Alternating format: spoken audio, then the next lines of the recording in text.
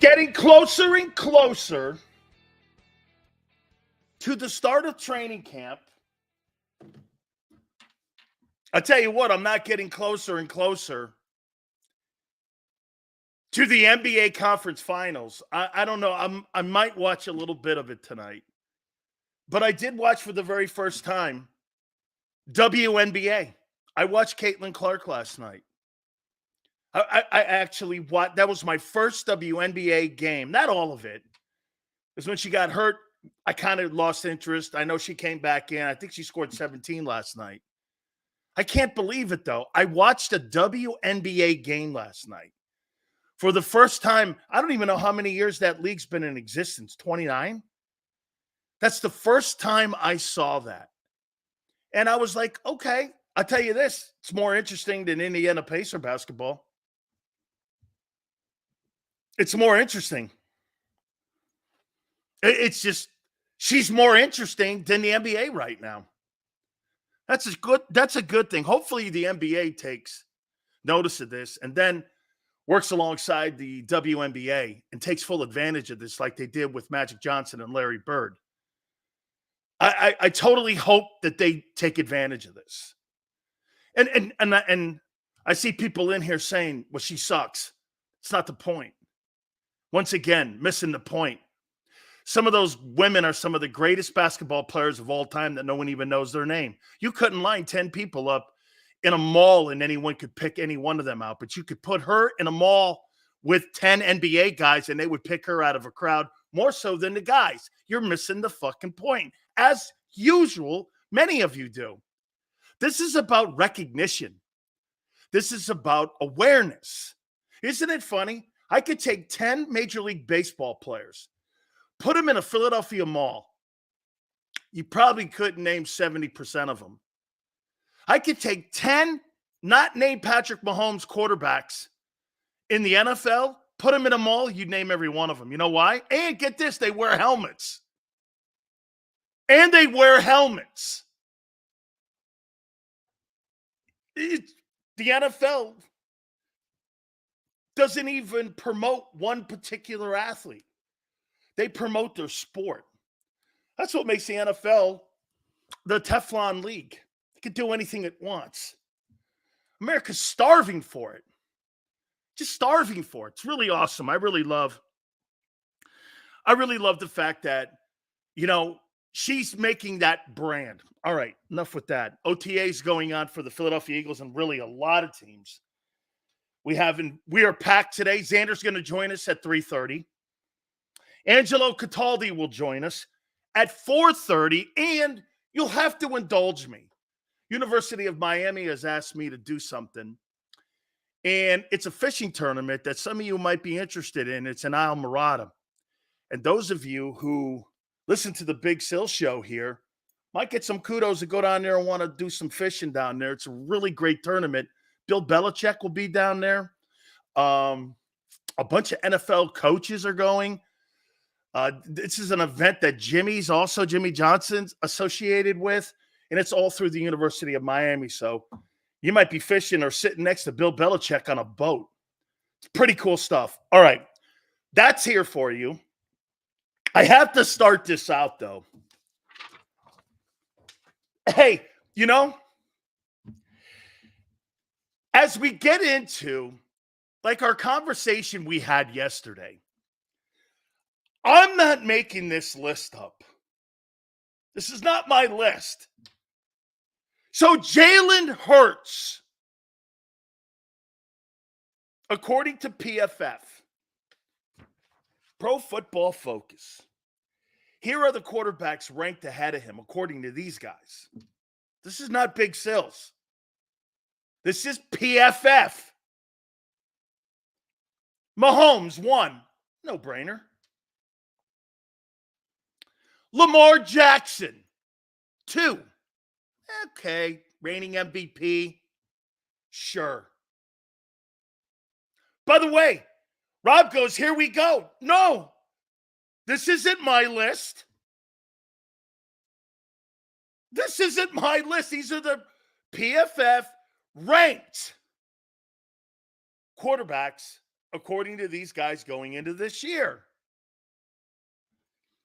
You have Mahomes, Kansas City. You have Lamar, two MVPs, 26 years old. Yes. Joe Burrow, 3. All right, 2 conference titles. Yeah. Number 4, Josh Allen.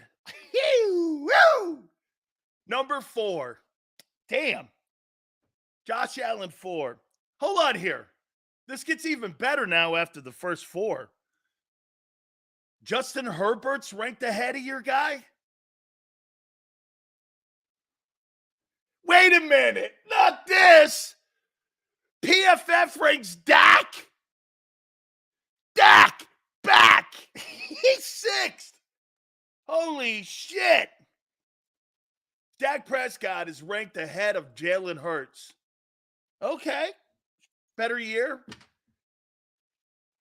Matthew Stafford is 7.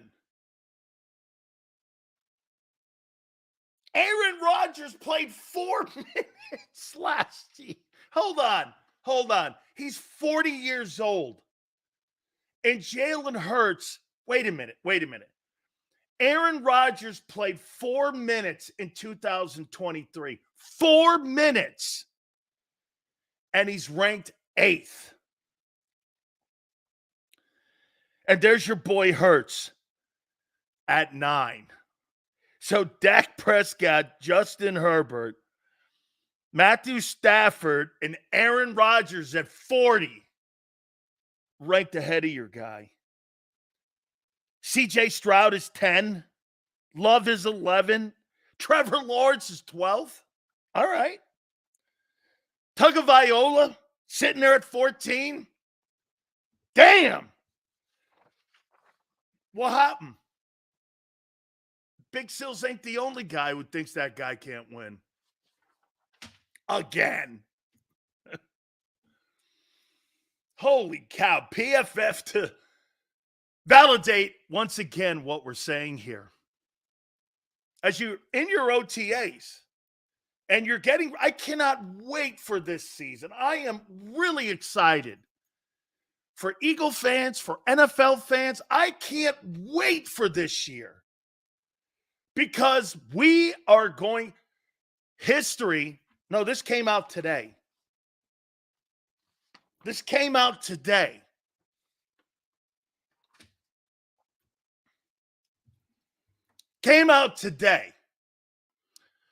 Showing PFF is overrated. Our coaches sucked. Good for them, Sills. What's that got to do with what Hurts has done? He's done nothing but 1 year. Let's roll into this here.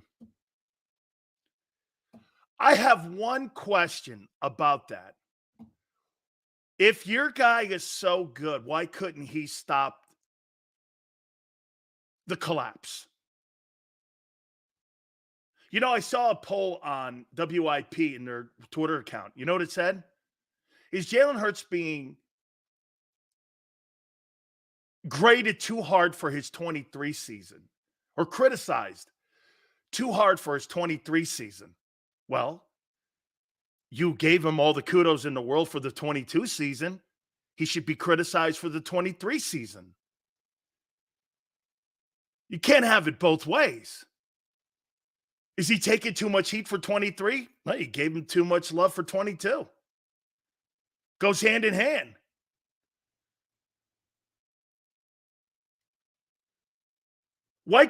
Tell me why Hurts couldn't save your season if he's so good? Why couldn't Hurts save himself? Why? Just curious. Why couldn't he save it? Why couldn't he save the season? Let's read the excuses. Because Jalen did not have an elite defense like Holmes. It wasn't Hurts' fault. Coordinator sucked. Coordinator, defense. I asked you why, Sue, Hurts couldn't save the team. Didn't Hurts make a Pro Bowl last year? Based off Gardner Minshew made a Pro Bowl last year. That's your litmus test?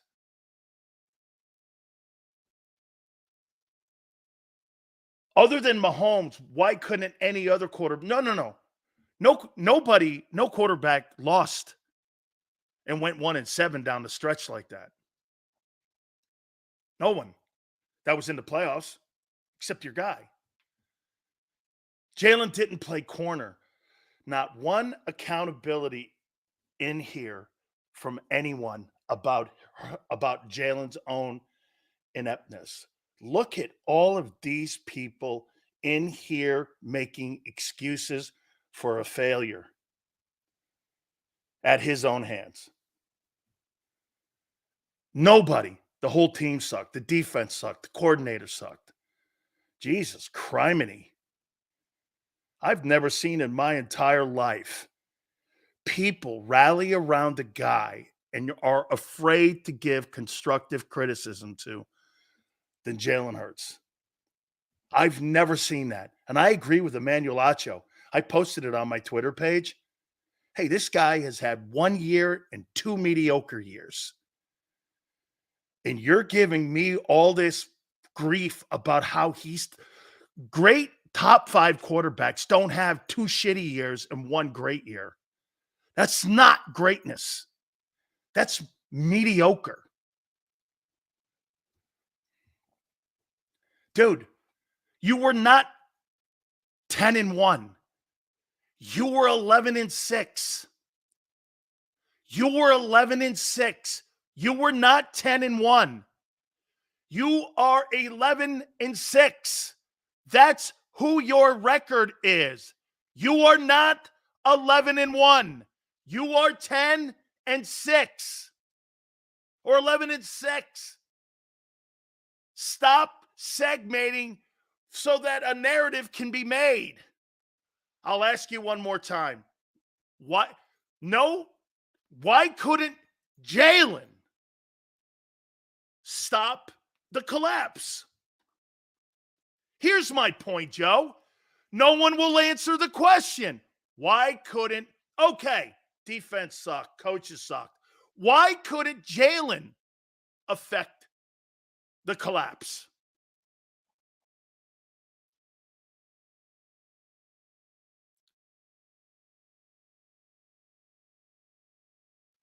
Why? It's a team.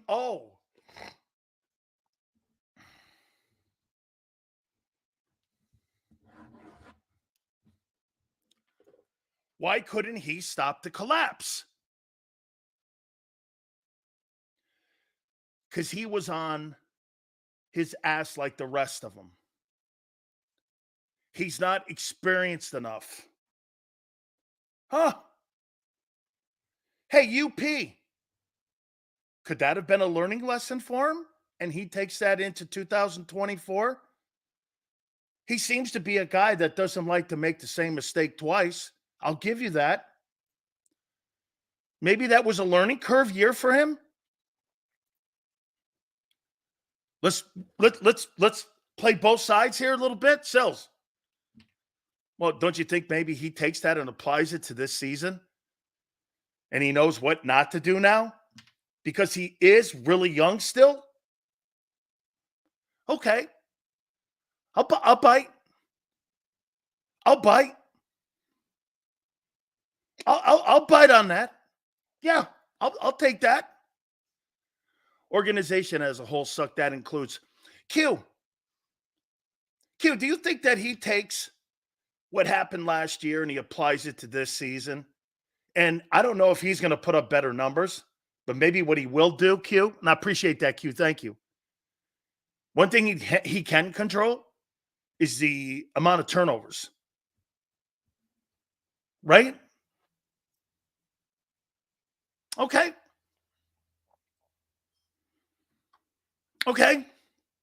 He was reckless with the ball more. Mike, I don't think he was reckless with the ball more. I think he threw more plays and played in more plays that had higher turnover ratio, more passes he threw. And anytime you're in a position to throw more passes means more dropbacks, means you can put the ball on the ground, tip passes, INTs. The year previous, he threw the ball 439. This past season, he threw it over almost 550.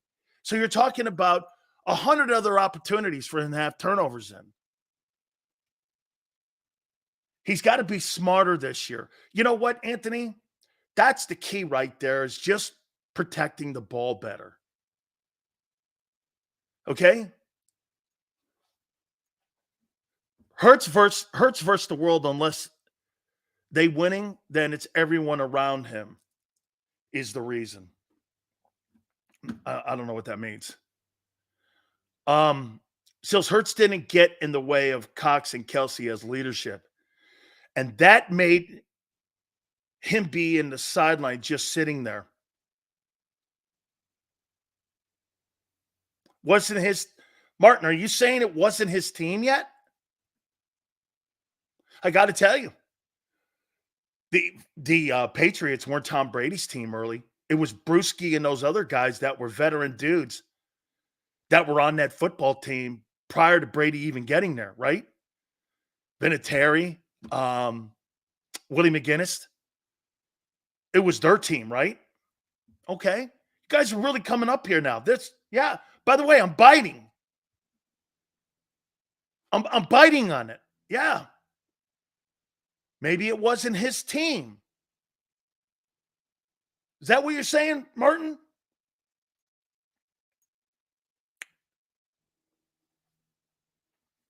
Hurts had 22 passing TDs. That's not elite. That's the bottom end of the league. How can you criticize the offensive scheme like that and not agree the OC was trash? Because, Corey, everybody had career years but Hurts. That's why. If everyone sucked, then quite frankly, then that's where you go here with it. And I'm going to make a point to you here about one thing. There's no question. This is what I look at with those Philadelphia Eagle players that are on that team right now, especially AJ. AJ's not a champion. He's a star. He's not a champion. There's a difference. There's a difference. Some guys today, like look at Shedeur Sanders. He's a star. Is he a champion? Never. Never happened. That's not a champion. I'm not drafting that. Hey, he's a big celebrity star and big internet star. I think Jalen has some capabilities of being a champion. I don't think Jalen wants to be a star. Those are the guys that turn out to be champions. I never thought Brady wanted to be a star. Brady, and this is where we got it from. Brady goes, there's two people that play quarterback in this league. And it's unfortunate because of social media. And I'm paraphrasing Tom Brady. Tom Brady said there's guys in this league that are stars. Then there's guys in this league that are champions. You can tell the difference. You can go down the list of all the major quarterbacks that have the intangible of people who want to be a champion. Can I tell you who I think wants to be a champion? He just hasn't. That's Kirk Cousins. I think he's a champion. What's any different from him than Matthew Stafford? Prior to Stafford winning his Super Bowl, he was Kirk Cousins. You didn't know Matthew Stafford was going to be a champion. You had no idea when he went to LA. Now he's a champion. I never really thought Matthew Stafford was a superstar. I thought now he's a champion. What the F was that play they insisted on running all year, where every time it was battled, every time it was baited and picked or picked sixth or blocked, every time it was ran, I hated it. I don't know what that play was, Q. Was that play that they insisted on running all year every time it was baited and picked batted and picked or pick six or blocked. Every time it was ran, I hated it. I can't remember the play. Kirk Cousins is a champion and AJ isn't. Come on, man. No, I don't believe AJ Brown's a champion. No, I do not. When Hurts proves you wrong, kudos to him. Like I look at Lamar Jackson. I think Lamar Jackson and Jalen Hurts want to be champions. I do. I think both those guys want to be champions and not stars. That has never come off. Here, let me go down the list of quarterbacks. I think Aaron Rodgers likes being a star. And I think that's why it's limited him in multiple Super Bowls. I never thought Peyton Manning wanted to be a star. I think Peyton Manning wanted to be a champion. Here, quarterbacks in the league. Patrick Mahomes. Does Patrick Mahomes come off like a star to you, or does he come off like he just wants to continue winning? He doesn't look like a star. He's got like a dad body. I mean, but he's a champion. Who else? I think Trevor Lawrence. I think Allen. I think Joe Burrow. But there's a little bit that Joe Burrow likes being Joey B. I don't know. I thought Brady hit on something really important when he was talking that. Hey, some guys said they just want to be stars and they don't want to be champions. They just don't. All they ran was screens and plays to the sticks, and once again, it's Jalen. Well, Jalen can always audible out of that, Prince, or at least I thought he could. Okay? Herbert wants to be a star, not a champion. He's a funny dude, man. He's a funny dude. I'm not sure. We'll find out because he's going to get coached hard by Jim Harbaugh. Okay? C24 goes, Sills believes that the quarterback is responsible for everything. It is like that. He is. He's the face of the franchise. That guy has no idea what he's talking about.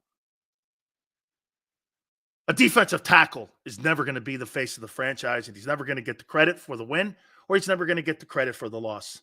The quarterback will. That's why he makes $50 million. There's a reason. C24 has got shit in his brain. He has no idea what he's talking about. The one in that Miami game, Hurts got picked. I can't remember. The quarterback, like Brady says, is responsible for everything. It's his team.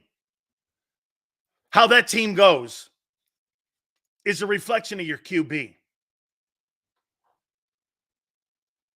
Seals, if Hurts turns it around, do the Eagles draft an edge rusher in next year's draft? Great question, Kyle.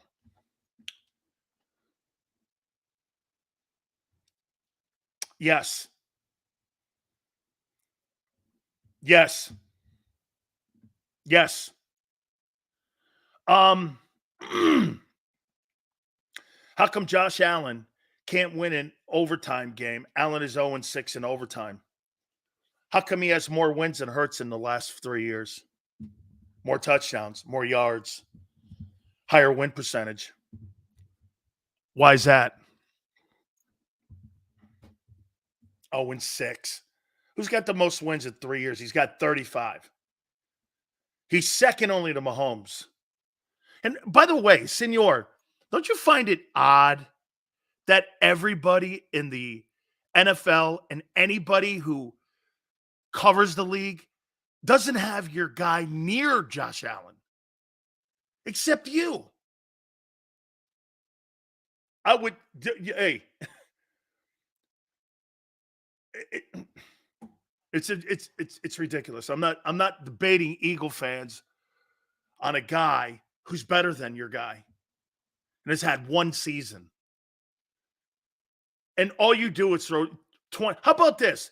I'll take Josh Allen's best year out of his career, and I'll take Jalen's best year. What do you have?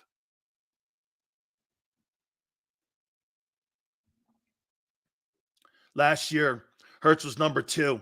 No, he wasn't. There's 17 games, son. Hey, Sills, Kelsey held the responsibility of the offense and Cox on the defense. Now it's Hurts' turn. That's a great point. It really is. And we're going to be talking to Angelo Cataldi at 4:30 and get his thoughts. Also Xander, too, at 3:30. So we will do that. All right, let's move on. I don't want to stick on this that long because it's a futile conversation. Nobody but the people in here think your boy's better. No one. Nobody in the NFL, no one with any brains, no one. No one thinks that. No one thinks that. Hey, and for the record, with all that talent you have, you better win a lot of games.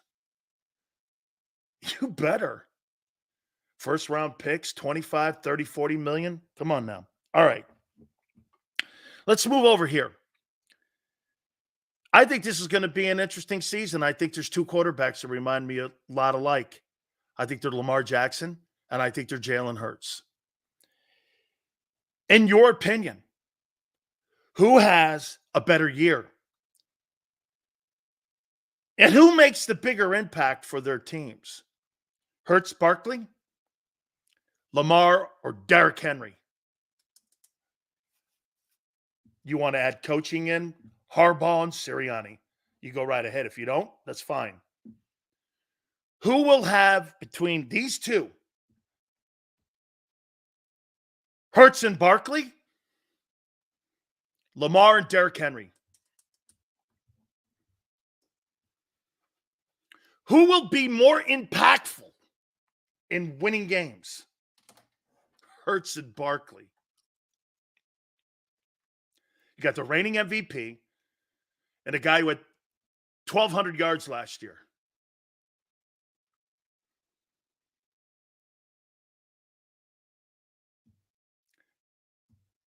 Jackson and Henry.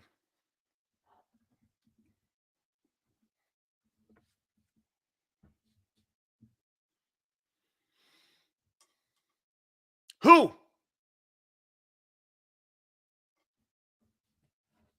Interesting question.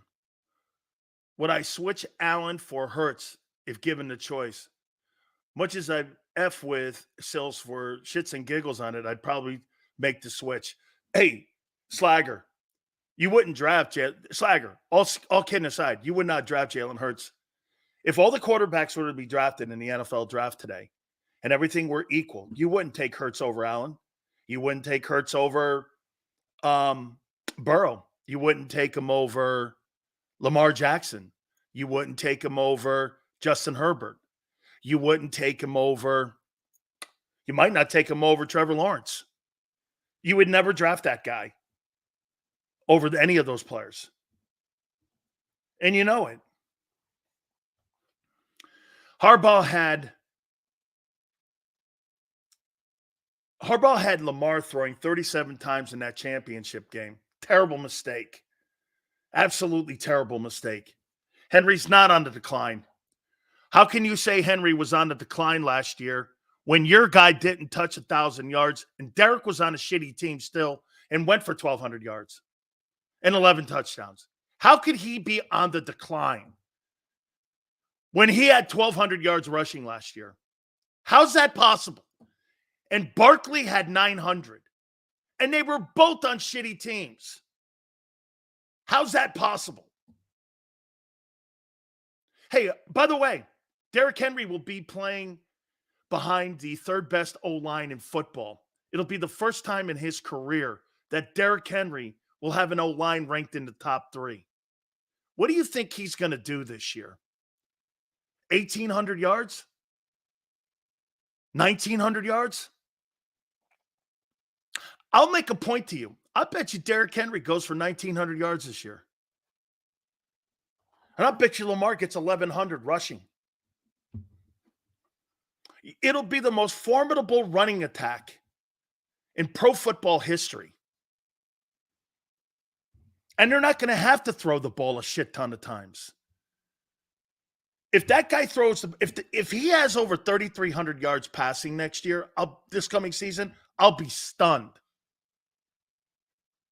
He's never really been a high volume passer when it came to yards.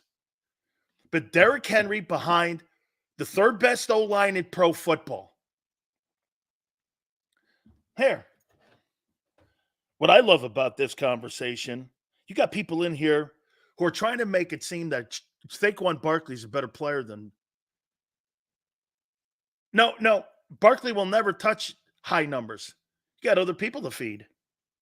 It's just going to be two people in Baltimore. You got Zay Flowers, who's kind of good. You got a tight end who's going to get passes. And the rest of it's going to be Lamar and Henry. That's not the case in Philly. You got to spread the ball around. Derrick Henry's stats. And there's actually people in here now trying to say two things here at one time. That Hurts is better than Allen and that Barkley's had a better career than Derrick Henry. And he's a better player. Let's take a look at that. This is his last, let's just go 5 years. And he's 29. How old is Barkley? 26? He's 3 years older. Last year, 1162, 12 touchdowns. Year before that, 1538 and 13 touchdowns.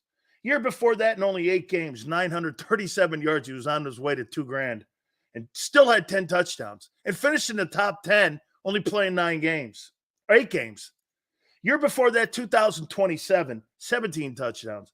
Year before that, 1540. Dude, nowhere in this room here. And he played behind the shittiest O-lines in pro football. And you think that guy's washed. By the way, I don't think he had a lot of carries. Oh, he had his lowest carries for a 17-game season in 6 years.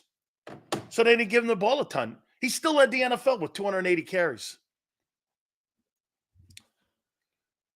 1,200 yards and 12 touchdowns. And you got people actually in here going, he's washed. Barkley had 900 yards. Is he washed or no? Is he? Is he washed? I'll ask you again. Who has and who wins more games? Saquon Barkley and Jalen Hurts or Lamar Jackson and Derrick Henry?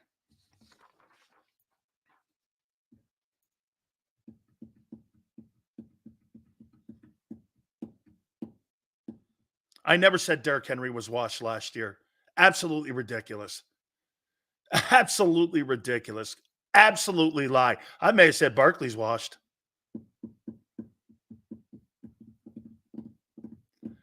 You're trying to compare DeMarco Murray to Derrick Henry. You might want that one back. We'll see how Barkley will respond with the best O-line. Yeah, we will.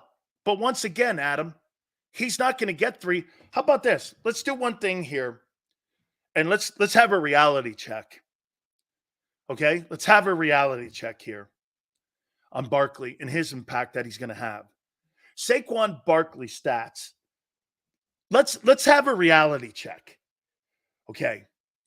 Here's the most carries that he's had in his entire career for a particular season. 261, 217, 19, 162, 247, 239. The 1,300 yards is the most he's ever run for, with 250 carries. You think he's getting 250 carries in that Eagle offense?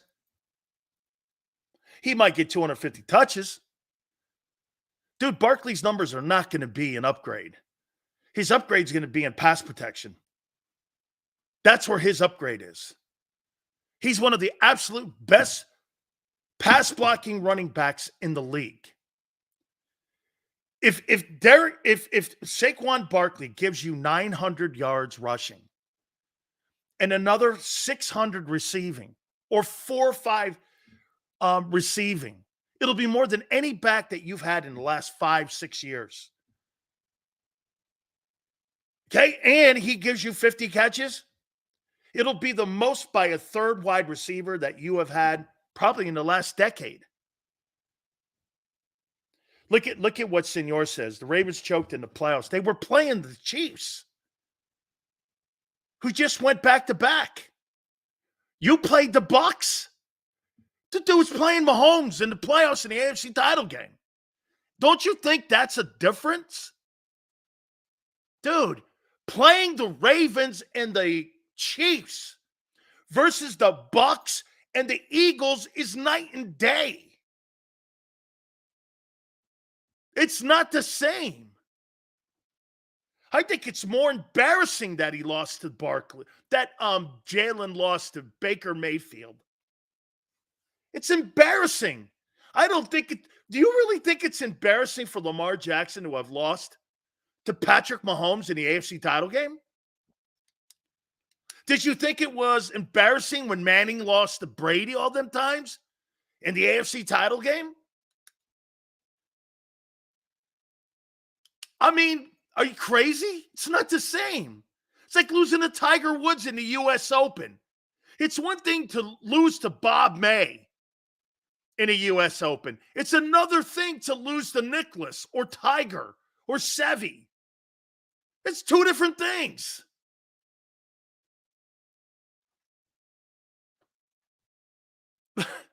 Hey, Senor, that's great. Senor goes that Mahomes beat Hurts. Great regular season win. Now he's a two-time MVP in the Super Bowl, having beaten your guy's ass in the most significant game. Now he's back-to-back going for 3 in a row. What win do you want? And your guy lost to Drew Lock.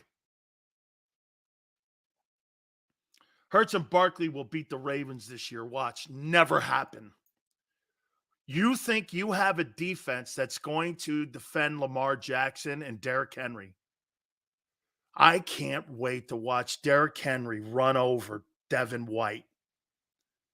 Do you really think that Devin White is going to put Derrick Henry, or how about Nolan Smith? Or wait a minute, let's get better. Nakobe Dean versus Derrick Henry? You don't mean that. You want that back, right?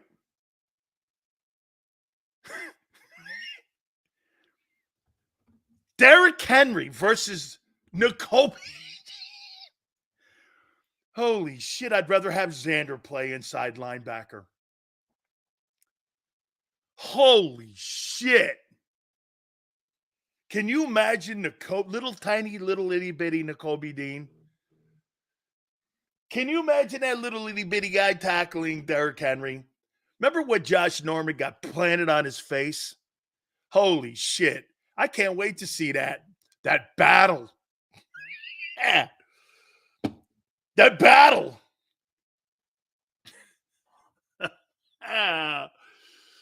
Oh, man. Nakobe's all. I've seen Nakobe Dean tackle Derrick Henry with one arm. Hey, and do me a favor. When you wake up, try taking your hand off yourself.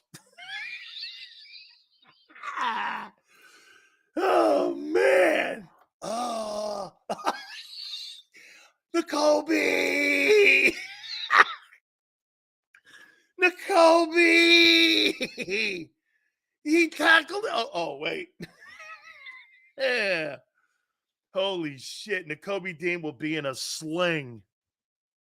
Be in a sling. Are you crazy? Oh, man. That's fantastic. Oh, in fact, hey, LJ, still, yeah, okay. Hey, you know what? Get this. If you guys, some of you guys just come in here because, I don't know, you stay up at night and you think of things to say to insult me, and it's nothing what we're talking about. So I ignore you. I mean, This is what you do? You go to bed with your old ladies or your boyfriends.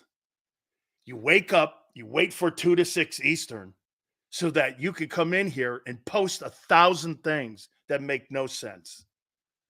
Man, it's like a stalker's, it's a stalker show now. I'm being stalked. Look at the stalkers in here. I love it. Oh, you know why? That's called winning. If I could motivate men, not women, but men to come in here and spend their whole night the night before, I'm going to get sales tomorrow. It's wonderful. Thank you. It's a merit badge. It's a merit badge. I don't. I mean, I'm actually I'm humbled.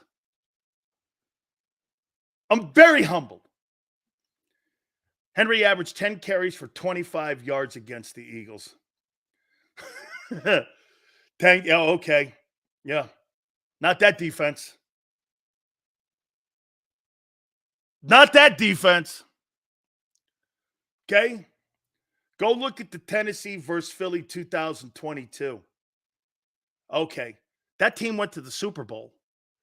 That team that had a collapse last year that gave up 147 yards rushing ain't stopping Derrick Henry. And Tennessee's O-line's the worst. Ravens are the third best. And there's a reigning MVP there.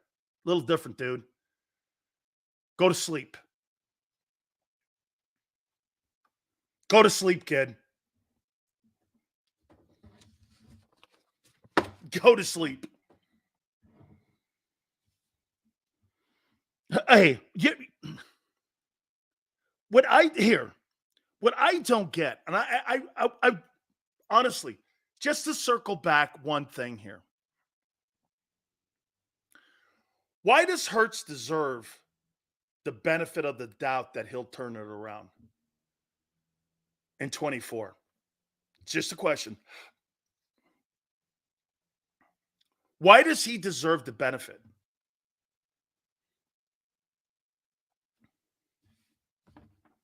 What has he done to deserve the benefit of the doubt?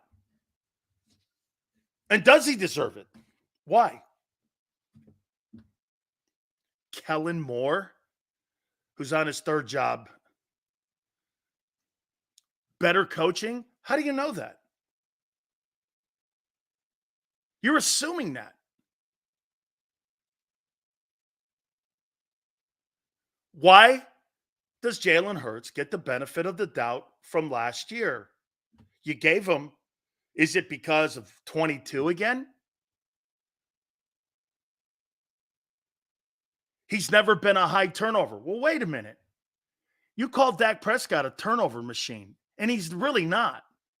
He had 1 year where he had high turnovers, and you were calling him a turnover machine.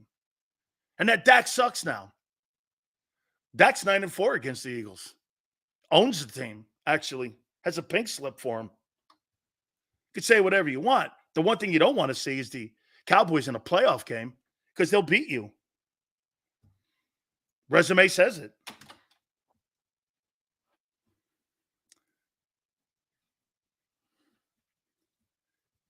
I mean, right? I mean, why does he deserve the benefit? Let's see. I'll try to come up with some. Well, Sills, he had one good year, one shitty year. Well, actually, he had 2 mediocre years and 1 great year, but he still deserves the benefit, even though he's had of his 3 years and 51 starts. He's been the majority of the time average. Why does he deserve the benefit? It's one thing to sit there and go, guys played 3 great years, 4 great years.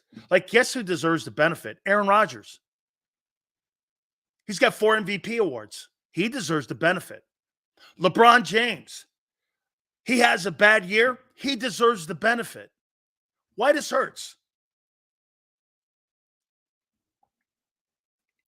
Just a simple answer. Christopher goes, Aaron Rodgers, who's won three years ago. Aaron Rodgers was the NFL MVP. His fourth. He played 4 minutes last year because he got hurt in Achilles. And he don't deserve the benefit, but your guy does. Why? Why? Dude, Jalen Hurts is not going to the Hall of Fame. Aaron Rodgers is a first ballot. And probably unanimous. I wouldn't be comparing Jalen Hurts to Aaron Rodgers. Win a championship first. Try to throw for $4,000 first. Rodgers doesn't deserve shit. Sounds like a political comment. Hurts is a product of good coaching. I don't think that that's a bad thing, Matt. I'll tell you one thing, Matt, and there's a great point that you're making there. Hurts can't overcome shitty coaching, though, can he? I'm not sure a lot of great quarterbacks can overcome shitty coaching. I'm not.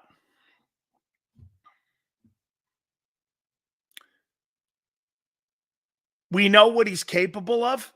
Do you? Let me ask you something, CJ. Don't you think that teams... How about this, CJ? What's the difference in the way... Did you give Carson Wentz the benefit when he started playing bad? He was an MVP candidate too. Isn't this the same?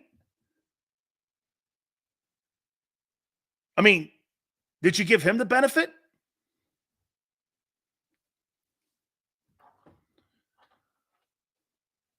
I was one of the fans that did. CJ, you gave, okay, well, that's the right thing to do then, because now CJ, you're being consistent. So that's a cool take. That's a cool take. You're right. That's a cool take. Well, I gave Wentz the benefit because he played so great for us. But didn't he put up 4 years like of really good ball? Didn't he? Didn't he put up 4 good years of ball, right? Hurts carried the team on his back in big win last year. He did not carry that team on his back. As a matter of fact, his back broke.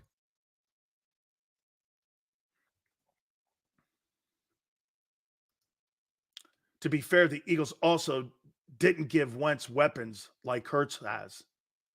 Totally true. They asked Carson Wentz to do 10 times more with less. Think about that. You asked Carson Wentz to do 10 times more with less than what Hurts has. And you guys turned on him with lesser talent.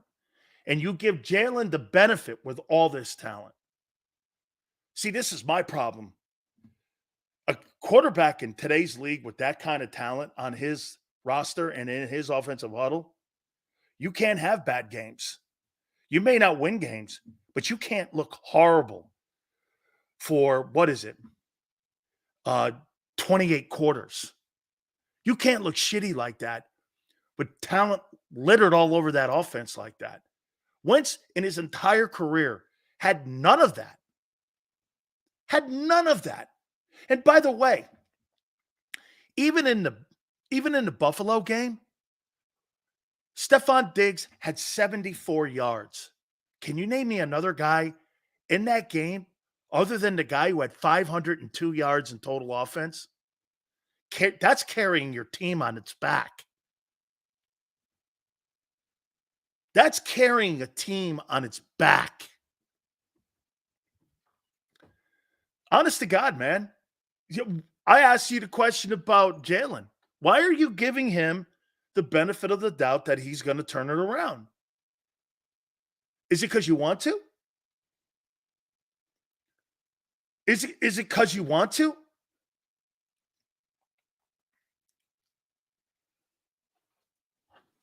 Is that because you want to?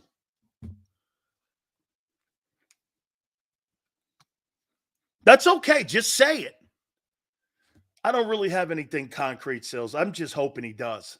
There's nothing wrong with that. There's no debating it then. There's just no debating that. And I wouldn't. Dennis, Dan, seriously, don't you think it's time to move on? You're driving this thing into the... Dude, PFF came out with a list today, and your quarterback is front and center. Josh Allen's name is being debated up in Buffalo. Patrick Mahomes, can he make 3 in a row? The Lakers star LeBron James is not even in the postseason. He's front and center. When you have Bryce Harper as the face of the Phillies, he's going to be debated every day because you pay him $37 million. I'm not sure how you think sports works. Who the fuck do you want to talk about? Milton Williams? I don't talk about people that no one cares about. Okay? That's how it works. So wait a minute. Here's a great example for you.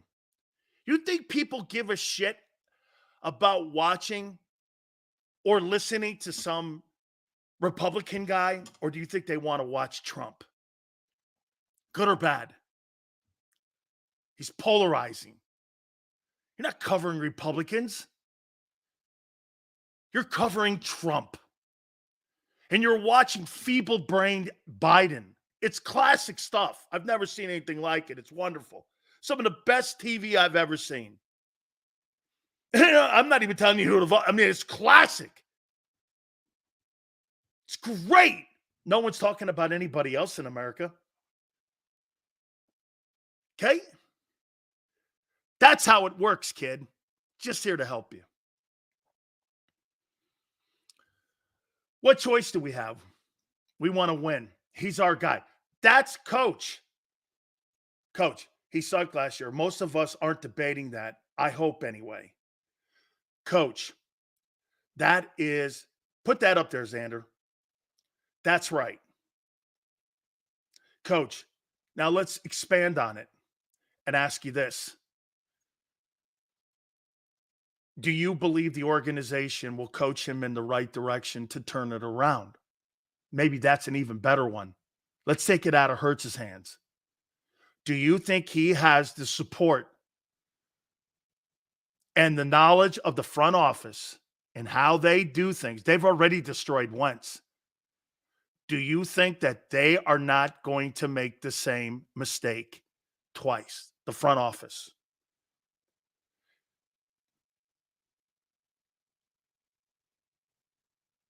Dean goes, absolutely. How can you say that, Dean?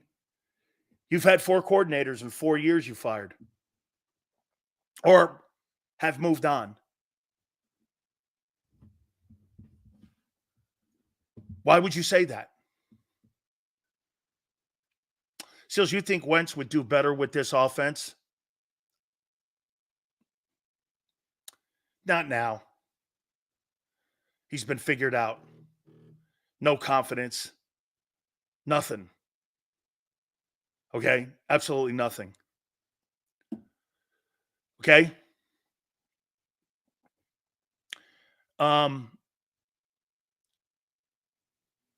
I would say, hey, thank you very much, Jeffrey. Appreciate it. By the way, Angelo Cataldi will be with us at 4:30. Xander's going to jump on with us at 3:30. No other quarterback has those wide receivers except for Tua. And Dean, I'll tell you this point here. How about this one? Let me make this point to you. Tua, are you paying Tua? Are you going to pay Tua? Let's do the check marks. Talent? I don't know. He doesn't seemingly have a really great arm. Does he win? Yeah, he wins. Is he durable? No. He's probably a hit away from retirement. Are you paying that guy $55 million for a guy that's a hit away from being in retirement? I'll tell you what, man, I think you got a massive dilemma with that guy. Hurts is an easier decision. Does Jalen win? Yeah. Does Jalen perform? Yes. Is Jalen durable? Yeah. He checks the boxes on why you get a starting quarterback and why you pay that. The Tua thing, I don't know. I don't think I would pay Tua. See, that's Xander saying that. I don't think I'm paying Tua either. I can't risk my entire salary gap on a guy who could have Skittles on a football field for brains. And I do like Tua, but not to the tune of $60 million. And get this, what's their option? How about a healthier guy and a guy that's going to be durable and a guy who's going to be available? See, the one thing that you say here with these quarterbacks, check this out. Does Mahomes touch all the boxes? Health, durability, winning, of course. Lamar, health, I don't know. I don't know. Talent, if you use it right. Winning, absolutely. This guy's win percentage is off the charts. Allen, second most winningest quarterback in the last 3 years, and since he's been in the league, he's got a 700 win percentage. I mean, this guy wins 7 out of every 10 games he plays. Herbert, I think it's an organizational issue. I think the Spanos family, if you can't win with Dan Fouts, Phillip Rivers, and Justin Herbert, you might want to think it's an ownership deal. You might want to think it's an ownership deal. Dak, here's the one thing you say about Dak. You're going to pay Dak 60? Does he win? Yeah. Does he put up numbers? Yeah. Is he durable? Yeah, pretty much. Yeah. Does he own the division? Dak Prescott owns the NFC East. He owns it. He owns the East. Owns it. Stafford, great talent, durable. Probably one of the best throwers of the football. One of the best throwers of the football there is. Stroud, like to see more. Looks like a dude. Lawrence, got to win more, kid. Talent, absolutely. You see it. Nobody would confuse that Trevor Lawrence is not one of the best and most gifted players to come out of college, but you got to apply it. It's like Jordan Davis. You can run 4.78s and be 6'6". Kid, you got to play. You got to play, dog. I mean, you got to go out there and win. Cousins has been sensational in his career. You can also do this. Is Jared Goff the third best quarterback in the league?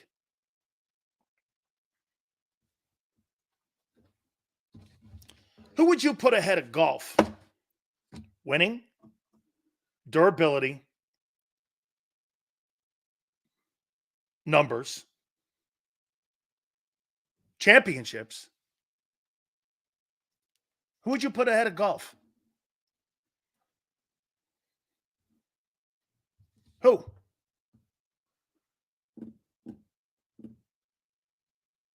Marcus, wake up. He's been to 1 conference title game. Goff's been to 3 with 2 different teams. He's had numerous coordinators also. Didn't affect him. Went to the shitty Lions. Turned it around. He's won 70 ball games since he's been in the league. Key goes with 0 rings. He's more accomplished than your guy. Jared Goff is more accomplished than Brock Purdy, than Jalen Hurts, Lamar Jackson, Trevor Lawrence, Justin Herbert, Josh Allen. You couldn't put Josh Allen ahead of him. He's thrown for more yards, more touchdowns. See how hard this is to win? You know what's crazy? Look at people not wanting to give golf his flowers because your guy had 1 year. This guy's had a career. That's the shit I'm talking about. And I'm even putting Jared Goff ahead of Josh Allen. Is he more talented? No. I never thought Tom Brady was more talented than Aaron Rodgers. But Brady was a better quarterback.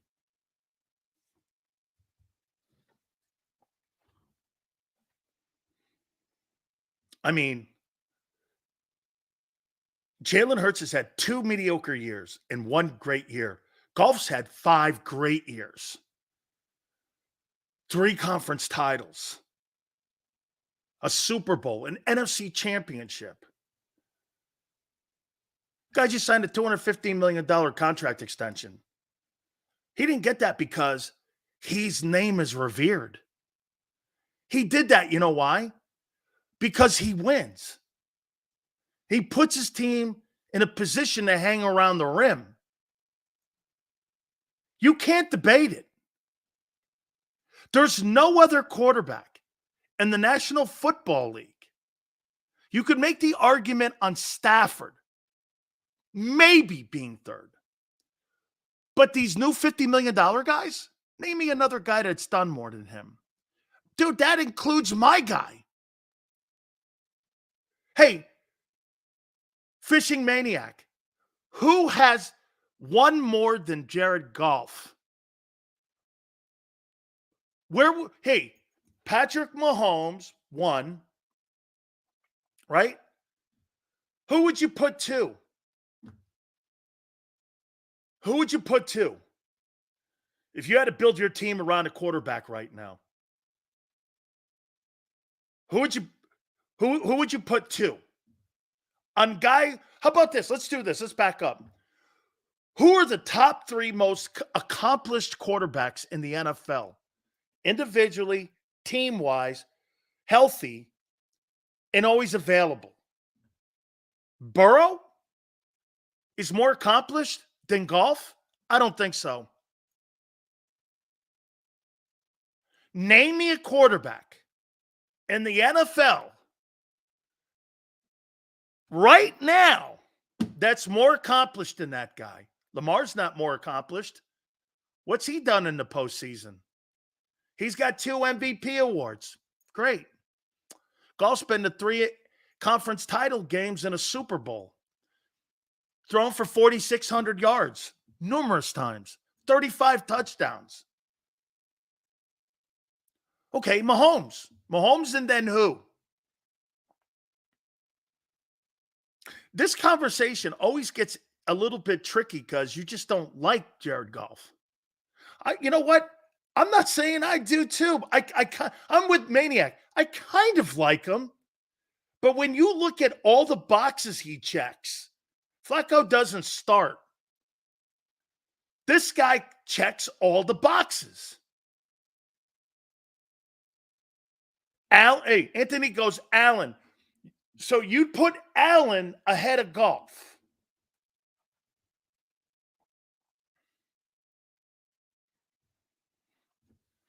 I mean,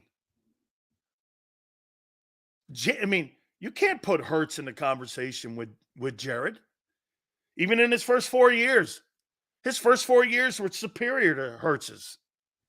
You don't want to say that and you don't want to hear it. But it's true. I'm making a point to you. Hey, 1 year doesn't make you a guy who's consistently good. An Eagle fan goes, that's my point. Hurts has half the playing time. No shit. And you're crowning him and giving him the benefit of turning it around at 24 based off of something that happened 2 years ago. Okay. Why? I'd give Jared Goff the benefit of the doubt more than I would anybody else.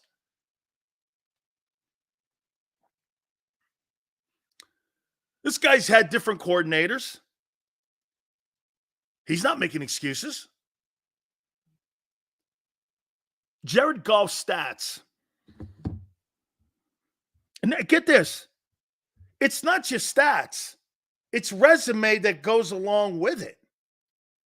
He's a 3-time Pro Bowler. Take a look at these awards he's won. And where he is. And get this.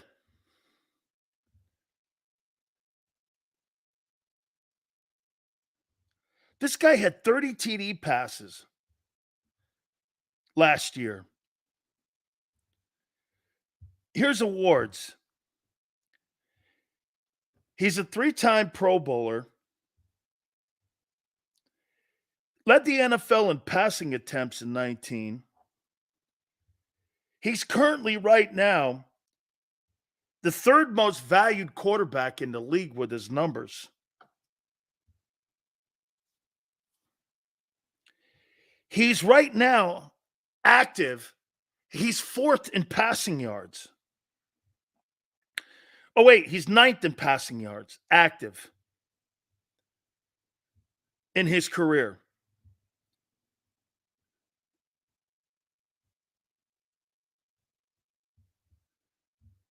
This guy's had a phenomenal. How many years is he? He's only 29? 1, 2, 3, 4, 5. He's played 6 years. And he's had 4638, 4688, 4,052, 3245, 4438, 4575. In his 6 years, 5 of them have gone over 4,400 yards. This guy's underrated, man.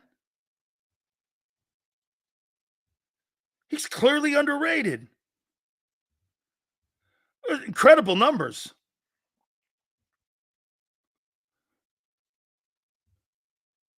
He's 29 years old. 30 touchdowns, 29, 20, 20, 22, 32, 28. Who would you put ahead of him? Name me a quarterback who puts up huge numbers and wins like that.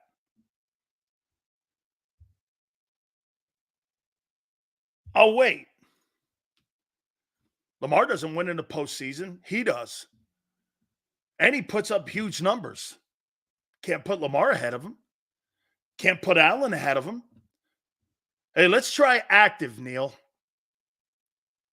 Who's playing in today's game that you would put ahead of Goff and his resume and the numbers he puts up? I'm making a point to you here. You know what that point is?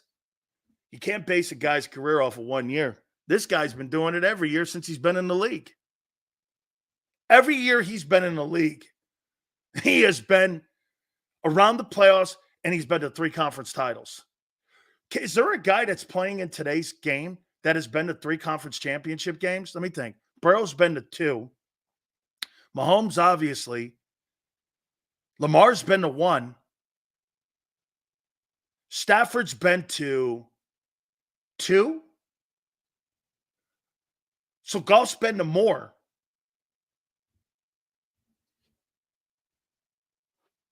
Eagle goes, he was on a stacked Rams team. You mean he had Jeff Fisher his first year there? You mean Jeff Fisher, right? He gets sent to Dallas. Hey, get this. Well, what happened in Detroit? Matthew Stafford played in Detroit. He's taken Detroit further than Stafford ever did. He sucked with Fisher. Fisher hasn't had a winning season as a head coach, counting the XFL, UFL, and the NFL in the last 14 years. Look it up. Jeff Fisher has not had a winning season in the last 14 years as a head coach. And he also is instrumental on destroying Vince Young. Get this. Here's a guy saying that this is a crazy take. Jared Goff has done more than any quarterback in the league right now. That's part of that $50 million pay and how these guys have been given the money. And he's done more than Lamar, than Patrick, than Josh Allen, than Hurts, than Dak. He's done more. That's not a crazy take, guy. Once again, you don't like when I point out facts. This is who this guy is. And get this, JM goes, Detroit used the draft picks they got for Goff to put talent around him. Oh, yeah, right. Like that always works out. Ask the Rams how that worked out when they traded for RG3. Right. Brad Holmes did. But nobody ever thought that Jared Goff was going to be a star and get a $53 million, $215 million. Hey, how about this one, guys? How many people believed when they sent Jared Goff to Detroit, he was going to become the second highest paid quarterback in the league? You want to watch some lies? Watch this one. When Jared Goff got traded for Matthew Stafford, who'd you think got the better end of the deal?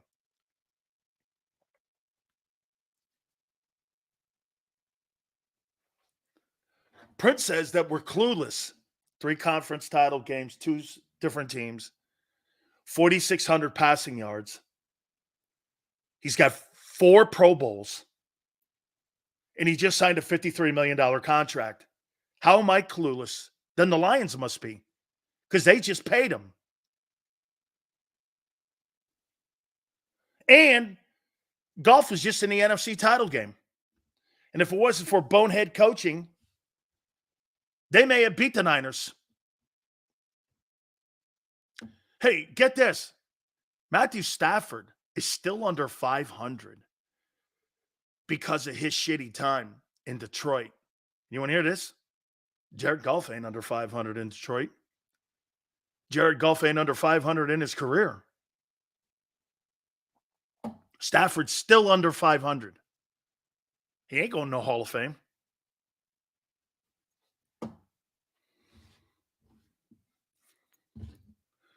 I looked this up earlier, and I'm going like, Goff ain't that good. Can't be.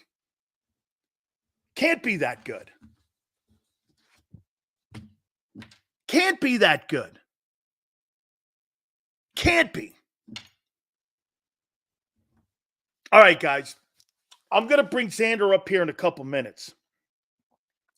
He did Joseph Vernon. Please do me a favor, guys. We're trying to get between 200 and 250 in likes today. Please hit the like button. Angelo Cataldi will be with us at 4:30 also. We got a charity event also going on down in South Florida, Isle Morada. Bill Belichick's going to be down there. You might want to make a trip down there because this thing is a really cool event. University of Miami's putting it on. So we're gonna hook up with one of my friends down there, Dr. Spencer Kellogg. We'll get him on the program. That'll be at the 5:30. So that's really a cool event. Jimmy Johnson's putting the event on. Also, Xander's going to join us here in a couple minutes. Please hit the like button. Keep it here, National Football Show. If you missed any of today's show on the JAKIB Media channel, listen to the podcast on your way home. Available on YouTube, Apple, and Spotify.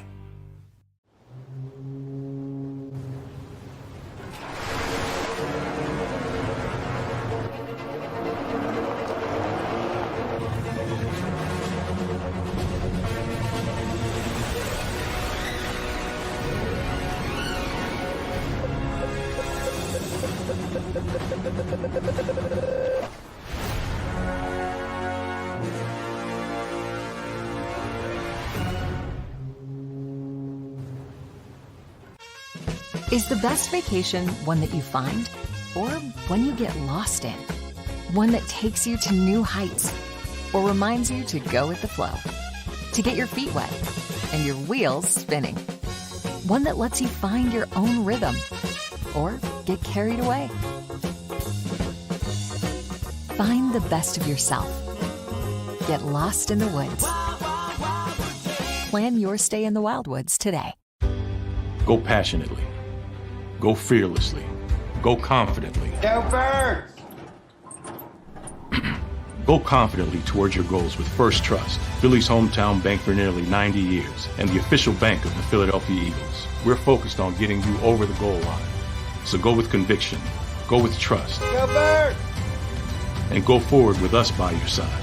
First Trust Bank, the official bank of Philadelphia dreams. Oh, and go Birds. Listen, if we even think you owe us money, you won't know what hit you. We'll put liens on everything you own. Raid your bank accounts, retirement fund, pension. You'll open up your paycheck and cry because we'll already have the money. We'll haul you into federal court and you might even go to jail. Hey, it's our job. Don't fight the IRS alone. The Tax Doctor is here to help you negotiate your tax bill and reduce your stress. Our experts will fight for you using IRS guidelines to stop any IRS actions like bank levies or wage garnishments. Plus, eliminate penalties and interest and reduce your past tax bill so you pay the IRS less. Help is here to deal with the IRS to reduce your stress. If you owe $10,000 or more in back taxes, do not call the IRS alone. Call a tax doctor now for a tax emergency analysis. I'd have my mom call the number on the screen. You come see me alone. We'll work it out.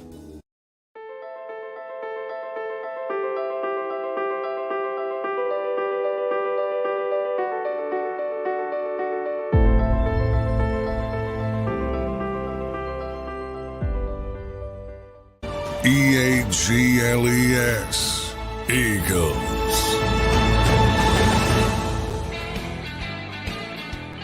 Big Sales National Football Show. Dan is going to join us in a couple minutes. Don't forget, 4:30, we're going to have Angelo Cataldi on with us. We're going to do hot seat coaches here in a second. Before we do that, I thought it was really cool. Mike Tomlin came to the defense of Harrison Butker, the kicker for the Kansas City Chiefs, and his thoughts in what he sees. By the way, if you go back and listen to that soundbite, there's nothing wrong with it. He says some women are going to go on to have great careers. Some are going to want to start families. I'm paraphrasing it. What's wrong with that? What exactly is wrong with that? I mean, what's so wrong with that? Some women are going to take their degrees and go on and do great things. Some women are going to want to start families. I'm trying to figure out what's wrong with that. There is a newspaper in Kansas City, the KC Star, wants him to be kicked off the team. Since when is that your place? So a media outlet, like they did with that one person at MSNBC, because they had a dissenting view of their views and their ideology, got somebody fired because they didn't like their political views. You're not a news source if you're acting like that. You're not a news source. You're a political activist. Harrison Butker, whether you like it or not, has an opinion, and it's his opinion. And that's not a fireable offense. But how can that be to some in our country? How can that be a fireable offense? When I get Jason Cole on later on, I really didn't know what was, the storyline. When I get him on, I'm going to flat out ask him, don't you think he has a right to his opinion at a Catholic church or a Catholic school at a commencement? Mike Tomlin came out and defended him. Cool, Mike. It's cool. Man, once again, this goes down the line. How far do I have to go to make you feel better about yourself? I'm not going there. So you can feel better about yourself. We had a guy here yesterday. By the way, thank you guys so much. You did a great job yesterday in the likes. Keep banging on the likes. Thank you, guys. I'll say this to you. I had a guy yesterday go, hey, I'm not giving you my like because unless you start thinking the way we do. I was like, well, you got the wrong place.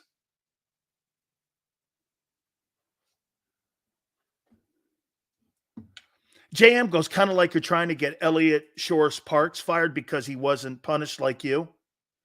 No, my problem is that guy cost the guy his career in Philadelphia. He was fired that day. Why not, JM? He got one guy, his job taken from him. Shouldn't justice be paid? So you think it's okay for ESP to cost Deshaun Jackson his Eagle career for a lame-ass column that he wrote and that he still rolls around inside the Eagle locker room? You still think that's cool, that he got Deshaun Jackson fired? They released him that day. Chip Kelly was the face of the Eagles then. No excuses. He was Jeffrey Lurie's hire.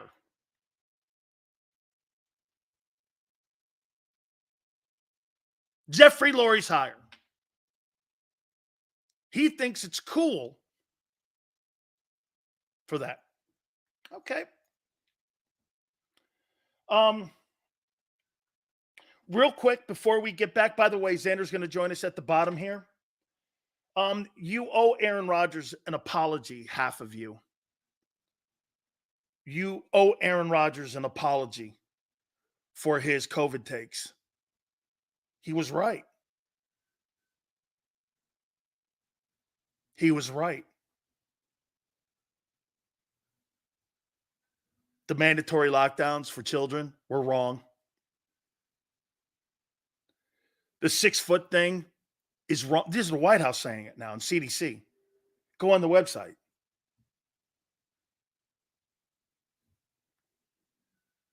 You owe him an apology. The sports media owe him an apology. There were a lot of people that got a lot of things right during COVID. Not saying they didn't. But there were a lot of people that got it wrong, and they refused to acknowledge that they got it wrong. And mostly in the media. It's kind of like that Duke lacrosse case. They castrated those players. No one ever came out and apologized. Crum, any of those other guys ever came out and apologized for destroying lives.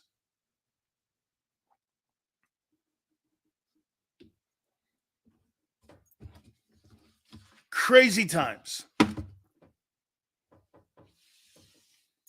Crazy times. Real quick, before I bring on Xander, my boy here. Big Sil's top 5 coaches on the hot seat. You can't have a list like this without Mike McCarthy on that list at number 5.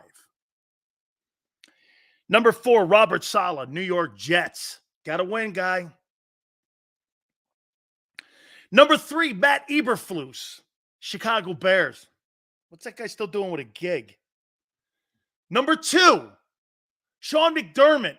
Hey, man, you got Josh Allen. What are you doing with it?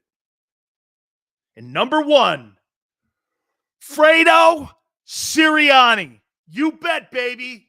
Number 1 dude on the hot kitchen sink stove seat. Whoa! Holy cow.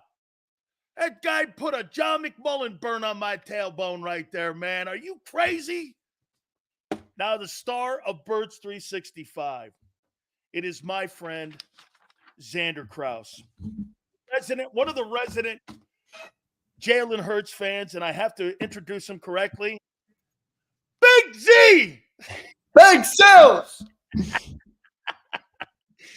Hey, man. All right. So, I mean, tell me, man, do you really believe? Oh, wait, why are you giving Jalen Hurts the benefit that he's going to turn it around? I'm not giving him the benefit. I've been consistent with this. I think he needs to be better. And one of the things you've brought up 100 times since he's been on the show is playing to the contract. And Johnny Mack and I had a great talk about this on Birds 365 this morning. I'm not in your boat where I don't think they'll ever get back to a Super Bowl with him, and I don't think he can do it. But at the same time, he's the guy. Like, everybody's mad at Sirianni and the coaches, and I get it, but he is the guy still. We go as far as he's going to take us. And I think we talked about it last time. everybody should agree with that. If Jalen Hurts is great, if Jalen Hurts performs to what all of us fans want him to perform to, Eagles are going back to the Super Bowl. They got the best roster, best offensive roster, maybe in the NFL. Right there, top 5. On defense? No, I said offense. Oh, okay. You think they're going back to the Super Bowl coaching him the way they're coaching him now?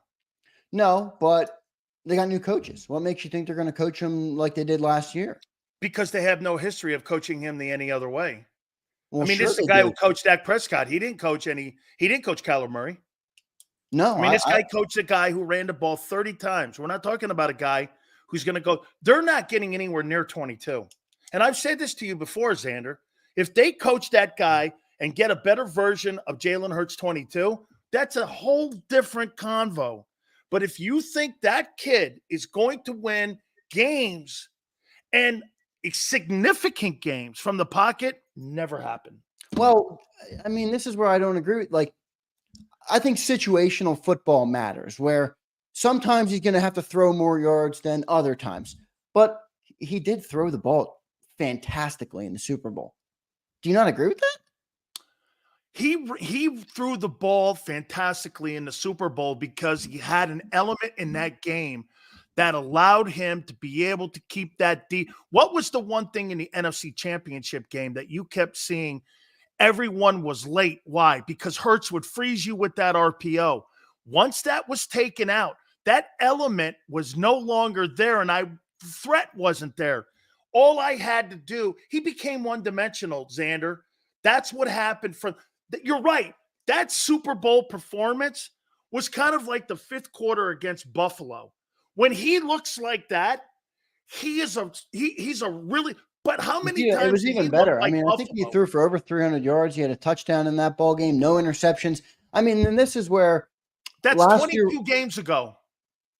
Yeah, that's true. But also, everybody's mad. I mean, last year was ugly. The collapse was ugly, but I haven't won in 13 games this year. We talked about that last week on our segment.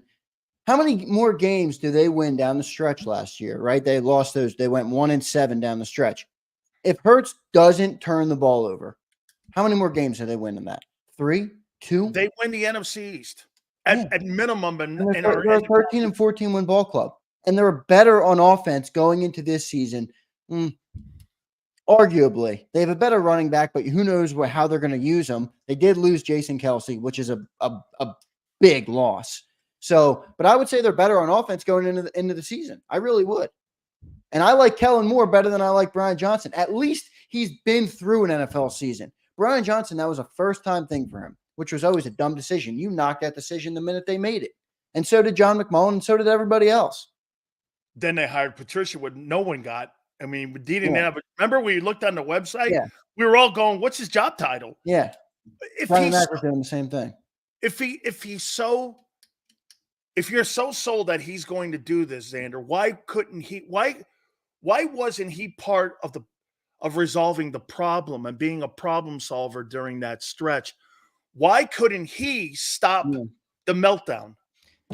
Yeah, it's a good question. I don't know why he couldn't stop the meltdown. I've knocked his leadership in those specific games. I'm not talking about overall, like who he is as a leader, but I think at different times you have to be a different guy, right? You have to be I'm 1-6. Hey, what do I need to do to turn this around? And I even said to John this morning, because this is how I view it. I don't even care about the regular season. Like, you got into the playoffs, right? Like, that's all that matters. Like, do you care what the regular season is with right, Mahomes we're anymore? 0-0. It's the playoffs. I'm 0-0. Let me reset. They went into that Buck game. They were terrible. He was terrible. He was mopey on the sideline. Like, that to me, now I'm angered, right? Like, the offense was terrible. And that's what I mean. Like, we're knocking the defense. And I said this on Birds 365 this morning. Damn, we put up 9 points in the playoffs versus the Bucs. Dan, you're not going to beat the Carolina Panthers with 9 points. You got to score more than that. You got to be better than that. So, how about this one here? Somebody brought this up too, Xander. You know, it's Brandon Graham. You know, he's still there, but Fletcher Cox, Jason Kelce. Yeah. Maybe that Xander really felt a little bit where he couldn't put his authority on the team because he didn't feel that he should step over his bounds with guys who had been there for 10 plus seasons. And again, look, the $50 million gives you autonomy to step on anybody. So I completely get that. But you got to remember, this is a coach's kid. This is a guy who was coached by Saban. There's a pecking order at Alabama, just like there is at any other gigantic program. Right. Maybe we're talking a guy who's 3 years, and I'll bite on this. Maybe he just didn't feel that was his team. That's not an excuse, though. That's not a good excuse. It's not an excuse, but it's a learning process. Don't you think it's a learning? It's a learning process. Well, we'll see this year, right? I mean, did he learn from it? Because as John pointed out this morning on Birds 365, and this is alarming, he never once took any stitch of accountability publicly last year. Nick Sirianni did. Brian Johnson did. A.J. Brown did. All of the big guys that you want to see did. Jalen Hurts did not. Now, maybe I do think a fair explanation of that is he went to Alabama, Nick Saban school. He's not going to give anything to the media. Or maybe they told him. That's true. But I also don't have the benefit of knowing, like, did he say to his teammates that are in the locker room, did he have that accountability? I don't know. We don't know that answer because I'm not inside the locker room. But publicly, we didn't see any of that. We did see it from AJ. We did see it from Nick. And then, we scapegoated the offensive coordinator. So I would like to see Jalen take more accountability because, and to your point about the leadership, I'm not buying that. Dude, you got paid $255 million. I don't think Fletcher Cox made that in his entire career. No, you got, are you using that excuse when you're no, but when you get it here, I'll just say this from experience, Xander. When you walk into a locker room and you see Leroy Selman there, I'm not going to start going, come on, Leroy, let's go. Get your head front side. I'm not going to start telling a guy who's a 14-time Pro Bowler what to do. You feel uncomfortable doing that kind of stuff. Now, again, that was his fourth year on the team. So I'm just saying, I think everything is, look, would you not agree? Brady's first couple of years, that was Teddy Bruschi's team. That was other guys' football teams that were there during the Pete Carroll era, when Belichick got in there. I mean, there were other leaders on that team. Mike Vrabel was on that team. All those guys were kind of established leaders. Brady wasn't the vocal leader early on. He evolved into that. 100%. And it does take time. But look, the NFL moves quick. Like, how long is our roster going to be this good? I don't know. Now's the time to capitalize. So if he's not ready to capitalize, then we paid the wrong dude. Now, I'm not in your boat where I don't think they can get back to him, but I'm also not in the boat of I don't think he deserves any criticism. I do think he wasn't good down the stretch. The entire team wasn't good. And he's the guy. He's the quarterback, and it falls at his feet. And I think that's dumb to not criticize him. But at the same time, I think you're crazy to say he can't go back to the Super Bowl. No way. Not that style. No way. No, he has not shown me that 2023 Hurts is going to take a team to a Super Bowl when you can't score to more than 9 points against the Bucs in a playoff game. Now, Jalen Hurts 22, playing the way that style, dude, that guy's a weapon. Jalen Hurts 23, he'll have to show me. Get this, because of what they did and how they're coaching him. In my opinion, you're back to let me see it again, because I want to see. I have not seen him be a prolific passer yet in this league. And that's what they want him to be. You've got prolific wideout. How can you have this, Andrew? How can you have prolific wideouts and not a prolific quarterback? Well, was their scheme prolific? Not at all. Now, I'm not going to put it all on the coaches. Coach him better. Yeah, that's true. But that's an organizational thing. I think Kellen Moore will help. I don't need A.J. Brown 40 yards up the field on every play. Give me something. Give me some crossing routes. Give me Dallas Goedert. Get Dallas Goedert into the game a little bit. They don't do any of that. I also think he needs to be a better passer, but they can make it easier on him to be a better passer. And it's also him too. I mean, you talk about that all the time. You're getting paid $55 million. If you don't like the play call, freaking change it. Change it. But he doesn't do that. And maybe to your point, that's part of his development. That's part of the Brady curve where he's still young. What is he? 25 years old? 26 years old? Yeah, that's a young dude. I think people are rushing it. Yeah, well, the whole NFL's rushing the money. Yes. I mean, I like what I like, Dan, is I like what Green Bay has done, and I like even what Mahomes did to a lesser extent. Put him on the bench for a year and learn, right? Green Bay, they went Brett Favre to Aaron Rodgers, now to Jordan Love. We haven't seen much from Jordan Love, but he looked damn good in his first year. Those guys sat on the bench for 2-3 years, each of them. You know, I like that. Like these quarterbacks, it's a harder position to play than telling Jalen Carter to go out and rush the passer. You know, there's a lot more to it. But remember this also, when you're talking Favre and Rodgers, you had Mike Holmgren and you had Mike McCarthy who won Super Bowls. I mean, you're talking about really good play calling head coaches. Yeah. Guys who develop quarterbacks, stability at the coaching. Like I pointed out yesterday, Xander, how in the last 4 years do you have 8 different coordinators? Well, that's going to be part of it. I mean, the Eagles have chosen from an organizational structure from Jeffrey Lurie that they prefer a CEO head coach. That's what they like. That's what they want. I don't like it because to your point, like if the offense goes to the Super Bowl this year and they're fantastic, they're not going to fire Nick. I know you think they're going to raise Kellen. They're not going to do that. If the Eagles have let's say they don't win the Super Bowl. Let's say they go to the NFC title game and they lose in a nail biter and the team plays great. They're not going to move on from Nick for Kellen. Kellen's going to get hired elsewhere and they're going to go back to the drawing board with a new offensive coordinator, which to me doesn't make sense organizationally. Like I don't want to have that much change on offense. Now there are downsides. Stability. You're never going to get stability play then. Yeah, but that's why his excuse about it is no good. Because if you're a good team in the NFL, unless you're Andy Reid or Kyle Shanahan, and by the way, both of those guys have their problems. Andy Reid, he used to struggle mightily with managing the clock. Kyle Shanahan right now, the guy can't manage a football game. He's so wrapped, he can call a play. He can do a great job calling a play, but he can't manage a football game. So I agree that there's benefits to it, but what do you value more? Like I'd rather have stability at offense. And I think maybe they thought they were getting that when they first hired Nick, right? Like they did. They thought he was a play calling head coach. Right. And he gave that up quick. And then do you remember what you said to me after 2-5? We were doing the show together, and you went on, you went like this. You think he makes next week? Man, that's when all of a sudden during the week they took the play calling away and gave it to Steichen, and the whole thing turned around after that. Because it was getting to a point where he was lame duck almost in his first. Does he make the year? That's how bad Eagle fans were then. And we were all sitting there going, I don't know, man. Well, I think they had a really good Atlanta game.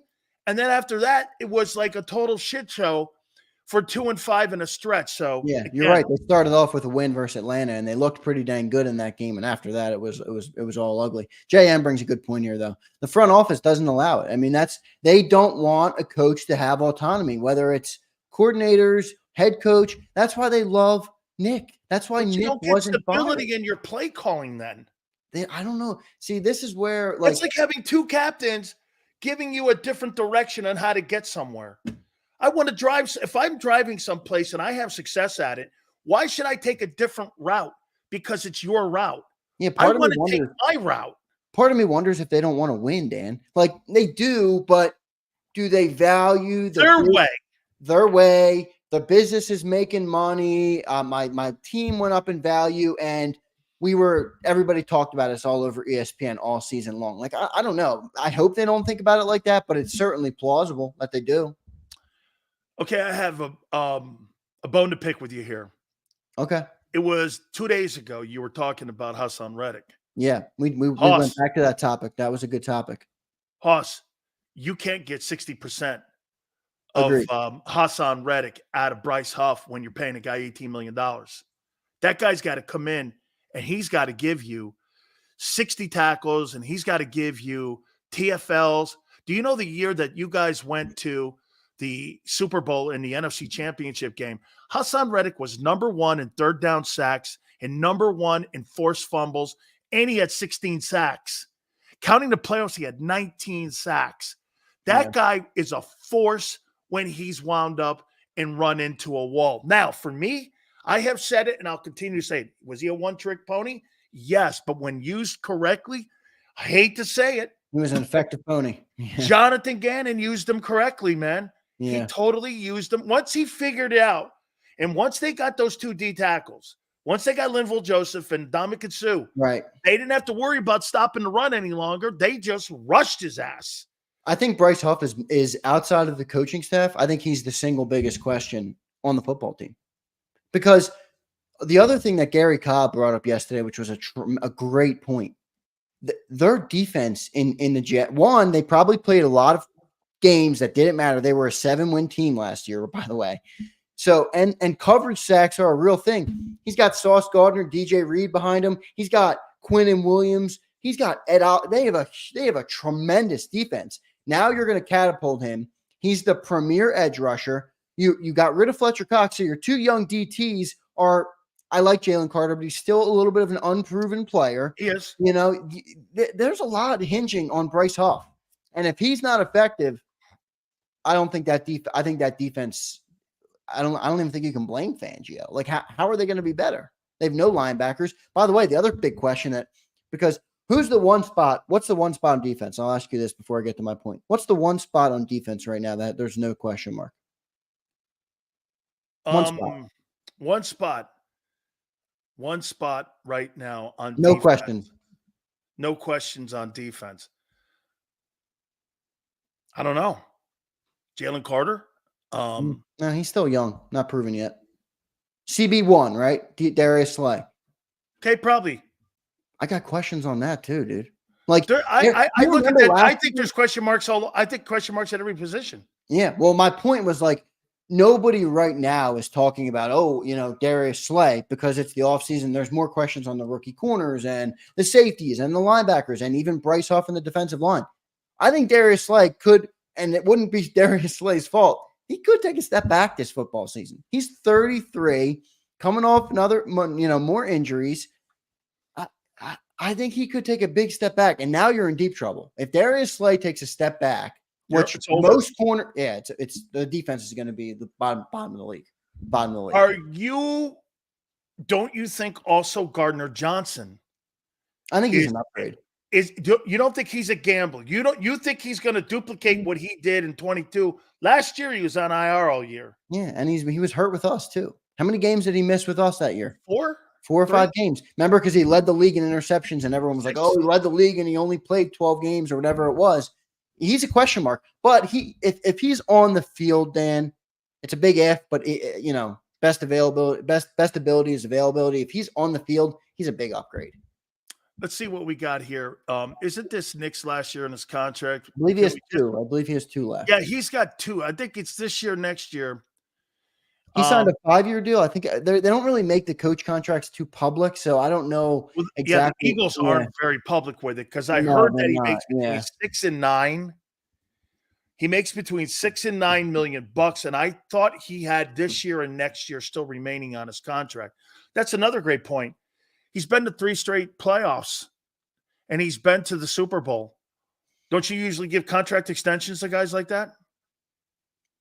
Yeah, but my problem with Nick was the way he handled the end of the season, because that's why that's the whole reason that the whole reason Nick Sirianni makes sense right now. If you're the Eagles, is he's a CEO coach, right? Well, he wasn't good at being a CEO coach down the stretch last year. The locker room was. No, he wasn't. I'll tell you why. He did what they wanted. Yeah, but you're asking him. You're asking him doesn't mean to win football games. Then maybe. Wait a minute. Whoa! You just got through saying you're not sure they want to win games. So I'm going to say this to you here. I think the reason he kept his job is because he did exactly what his job title is to those men. He was the guy. The fault. Wait a minute. Is it a traditional coach? We just got through talking about 8 different coordinators being knocked off that team in the last 4 years. Yeah. He did this. You know why he's the coach? What do you guys want me to do? You want me to fall on the sword? You want me to fire Desai? You want me to do this? Yeah. You can't fire a guy for being told what to do. Yeah, but Nick did have to scapegoat somebody. Jeffrey Lurie didn't fire Brian Johnson. Nick, whether he was right or wrong, Nick used Brian Johnson as their scapegoat. We talked about this again on Birds 365 this morning. They brought in Kellen Moore.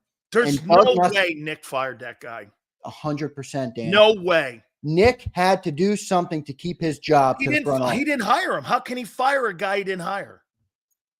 I think Nick did hire him. No way. You think Jeffrey Lurie said elevate him from quarterback? Yes, I do, because they elevate everybody inside the organization. Dude, That organization does everything internally. That is such a flaw. If the owner wants to hire the coordinators, now you might be right. They proved it with Doug. They didn't want to let Doug pick his coordinators. That's why Doug's gone. This is why I'm saying, dude, you don't really think he hired Desai, and you think he hired Matt Patricia? No, but he's also not a defensive guy. I think. Oh, wait a minute. Maybe I'm wrong. I think Nick elevated Brian Johnson. And then when that meeting came around for the end of the year and Howie and Nick were sitting on one side of the table and Jeffrey Lurie was on another side, I think Nick said, my changes are going to be move Brian Johnson, move the coordinators out, get in 2 more established coordinators. And that's what they did. Who hired Kellen? You think Nick Sirianni hired that guy? I want to believe it was Nick. Say how you know how they run that place. Who hired him? Yeah, but why would Jeffrey Lurie doesn't know how to pick Not Jeffrey Lurie. Howie. I'm going to tell you how they do it once again. This is why Doug walked. John says it. John reports it differently from the inside the room. Now, I don't know. That doesn't mean John's right, but I will say he reports that it's different. The structure is Lurie. You think he hired Vic? No, I don't think he hired Vic. This is what they do, Xander, to make the coach look like he made the hire. They put 20 guys on a sheet. Nick goes, I'll look at him and let's interview. And guess what? Nick picked him in essence, but it's a loaded deck. Why did Nick control of the roster? Yeah, but why did Nick get to keep all of his other guys? Those weren't his guys. No. Nick got to keep Kevin Patullo, all of the smaller guys, Jamal Singleton, Stoutland's obviously not a question. So they brought in Kellen Moore and Doug Nussmeier. That's it. Let me ask you that. Okay, If you're gonna, my point is, you really believe that coach hires the assistant coaches? No way. Hey, who puts the roster together? The coach or Howie? I think Howie puts the roster together. Okay, so you hire Howie has players that he has in his personnel department, right? So that Nick gets coaches to teach Howie's guys.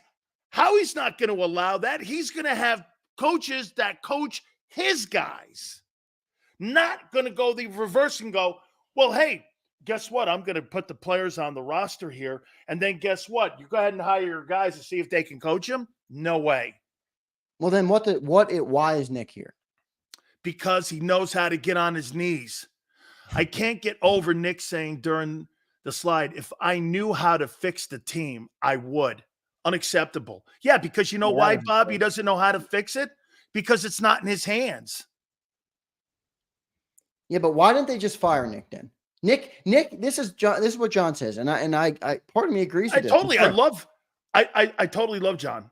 John's point is when Nick spoke to Lurie after they collapsed and put up 9 points and got destroyed by the Buccaneers in Tampa as a way better team, he had to come up with some vision to sell Jeffrey Lurie on why not to fire him. Because why would Jeffrey Lurie not fire Nick unless Nick had some sort of a plan that involved change? That's the only way he kept it.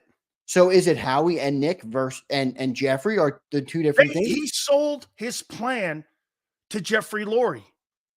Howie or Nick? Let me tell you, if he walked in there and did a Doug Peterson and said, hey, I'm steadfast in who I want in my coaches and what I want at quarterback, he'd be kicking rocks down the street as well. Okay? But what he did was he walked in and he heard, I'm telling you, you heard Frank Reich on this program. If you know how to deal with the front office, you're going to go a long way. He knows how to be a political pawn in this room, and that is dealing with the GM, the analytics department, and the owner. If you know how to maneuver through that, that's how he kept his job, dude. Yeah, but I don't know. That doesn't mean that the Eagles owner is or even the GM is hiring the coordinators. That doesn't even add up to me. Who hired Matt Patricia? You really think Nick went out of his way to undermine Sean Desai before he called his first play? I think Nick moved on from Desai. I think it was a desperation move from Nick. So then you kept a coach who panicked. Yeah, that's my point, that he wasn't a good CEO coach. Why would they keep him then, Xander? That's my point. I think Nick scapegoated. I think he scapegoated Brian Johnson. Guy. He's easy to manipulate. Well, yeah, and he will do what the people want him to do. So I agree with that. But I think Nick went in and said, "I'm going to get rid of Brian Johnson. We're going to get in some better get in some more established coordinators, and we're going to go from there." There's no other reason why they would have kept Nick and fired the coordinators. Let me say this to you, Nick Sirianni lost 2 inches on his height this past season because he got chopped down to size. All right, let's move on. That was a good debate. Let's move on to this one. Who do you believe will have a better and more impactful time this year with their team? Lamar Jackson, Derrick Henry, or Saquon Barkley and Jalen Hurts? Yeah, I heard this in hour number 1. This was a good topic. And honestly, I'm going Lamar and Derrick Henry. And I'll tell you exactly why. Because I view Lamar and Jalen not as equals, but they're similar in that they're dual threat. They have the running ability. They're the +1 on the offense. Saquon Barkley they want to use him in multiple different ways. Derrick Henry is a bell cow back. Give him the ball. He's going to get you 3 to 5 yards. He's a north to south type runner. Saquon Barkley is not. So, I've said this from the jump. I wish they would get a LeGarrette Blount, even a Jordan Howard, who was a little bit of a lesser version, but a guy like that. And they didn't do it. They got Saquon. They have Kenny Gainwell. They drafted Will Shipley. They have shown who they like in the running back room, the style of running back they like. I don't like it. I would have rather went and got Derrick Henry. I really would have. And he was cheaper. Yeah, and I think he would have taken more pressure off Jalen. Like if that's your goal, if you're going to build the squad around Jalen Hurts, you're paying him this money, and you want to make your offense as prolific as possible, well, take pressure off him. Allow him to actually line up under center, hand the ball off to Derrick Henry, and go and get you 3 to 4 yards when you need it. And they didn't do that. Now they have another gadget back in Barkley. Ask anybody that's watched Saquon since his college days. He's not a north to south runner. He likes to bounce outside. He's athletic. He likes to juke. He's all of those things. He can catch the ball. Everybody talks about that. Well, that's not what I want in my running back. Can I tell you what I think, though, when it comes to Howie? I don't think he likes that style. I think he likes the McCaffrey style. Yeah, catching the ball, blocking. You don't have to really be 11, 12, 1,300-yard guy, 900. But I think his biggest impact is truly going to be in pass protection. This is where I think they paid him $13 million to pass protect in. No. What's this? 900. Well, here, you tell me if this is an impact. If he gives you 980 and he gives you 56 catches and 450 yards, that's more than you've had it by any back since. He's not going to get 56 catches. It's a mute point because he's not going to get the catches. And they cut that blitzes down to where he's not third in the league and being blitzed, and he's down in the 20s. Isn't that an impact on your offense if he cuts 100%. That blitzing down on Hurts? 100%. But my point is, that's my point. Jalen Hurts is not that guy. And it's not a knock on Jalen Hurts. Jalen Hurts just doesn't – he's the +1. He doesn't use running backs out of the backfield much at all. He doesn't dump it off a lot. He doesn't throw to running backs. It's just not his game, which is fine. But build it the other way, right? Like I would have rather spent $8 million on Derrick Henry and spent another $5 million to go get a good wide receiver 3 option, because that would have helped you more than to assume Jalen Hurts can throw the ball to Saquon Barkley out of the backfield. Your scenario is great. If he can help with the blitz and he can pick up 980 on the ground, that's great, but that's all he's getting, because DeAndre Swift can catch the ball out of the backfield. He's great at it. He didn't do it last year. Well, if he didn't do it there, can't find him. That's not their game, right? He had 30 catches last year. 30 catches. If you think about it, here's even more to a point. That third wide receiver hole, only had 36 catches in total with Yeah. all the players that they had in that spot. Yeah. So as far as I'm concerned, their passing game is still predictable. Now, who do you think has a bigger impact in the passing game this year, Barkley or Goddard? I would hope Goddard, but I think it's going to be Barkley. But if the offense is running smoothly and the way that Kellen Moore, I believe, wants it to run, then Goddard would be the bigger one. Right? I mean, let's say they pull a Bill Belichick and they take A.J. Brown. I'm not going to let you beat me with A.J. Brown. Okay. Well, Devontae Smith and Dallas Goedert are your next two targets, ideally.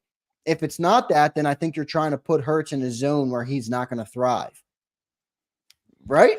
Yeah, no, I get it. I get it here. mean- I want to move on here to this Pro Football Focus. What'd you make of them putting him 9th? I think that's about right, honestly. You think he's a top 10 quarterback? I think 9 is about right, and Eagle fans aren't going to like this, but who'd they have 10? They had C.J. Stroud, right?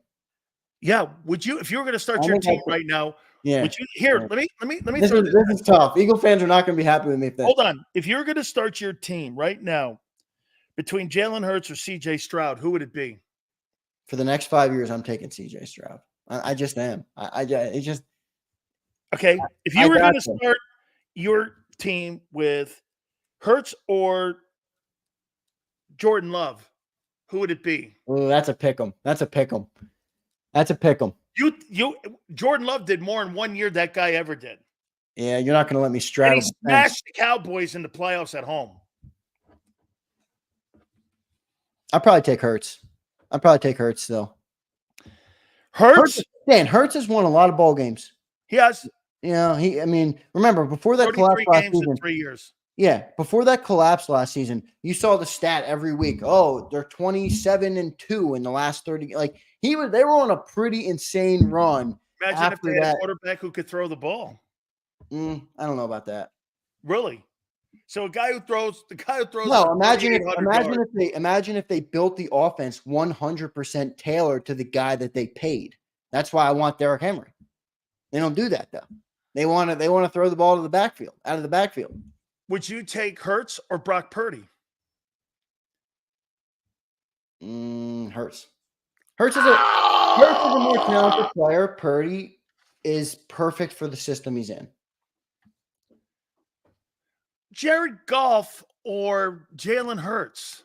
Jalen Hurts. I think Jalen Hurts is more talented than him. He's not.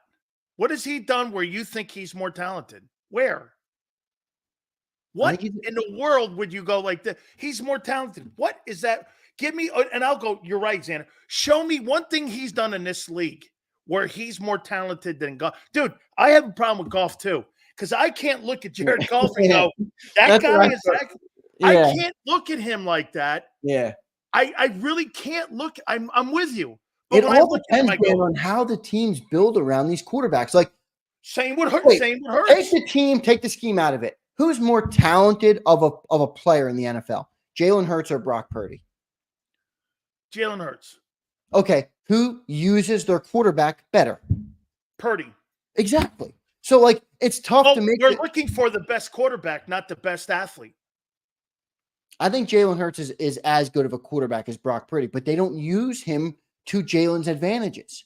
So under that notion, you'd rather have Lamar Jackson than Tom Brady because he's a better athlete. Wait, he's a better athlete. No, Tom Brady's a better quarterback.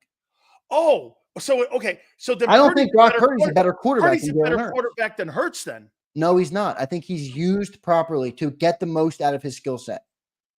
Wait, he's not the athlete that Jalen is. I but never he uses said his athlete, talent. Dan. Wait, who's a better athlete, Aaron Rodgers or Tom Brady? Well, the better quarterback is Aaron Rodgers. The I better didn't winner is know. Tom Brady. No. Who's the better athlete? It's Aaron Rodgers. Definitely. He's Who's the more better skilled quarterback? Tom Brady. Yeah. Jalen Hurts. Who's the better athlete? Purdy. Actually, you could argue Aaron Rodgers is the better quarterback than Tom Brady too, but he's not a better winner, and that's what that matters too. That's the quarterback. Aaron Rodgers is one of the most talented players First to ever ballot. touch a football. Yeah, First I ballot. mean, he's insane. There's talent. nobody. Hey, But- did you see that stat a couple years ago he had where he had 450 touchdowns and 99 interceptions? Like 99 interceptions in 17 years he had before that year, 2 years ago. It was one of the most insane things I've ever seen in my life, where a guy he didn't even have 100 INTs. I mean, this guy was going like this, Xander: 44 touchdowns, 3 picks, 44 touchdowns, 5 picks.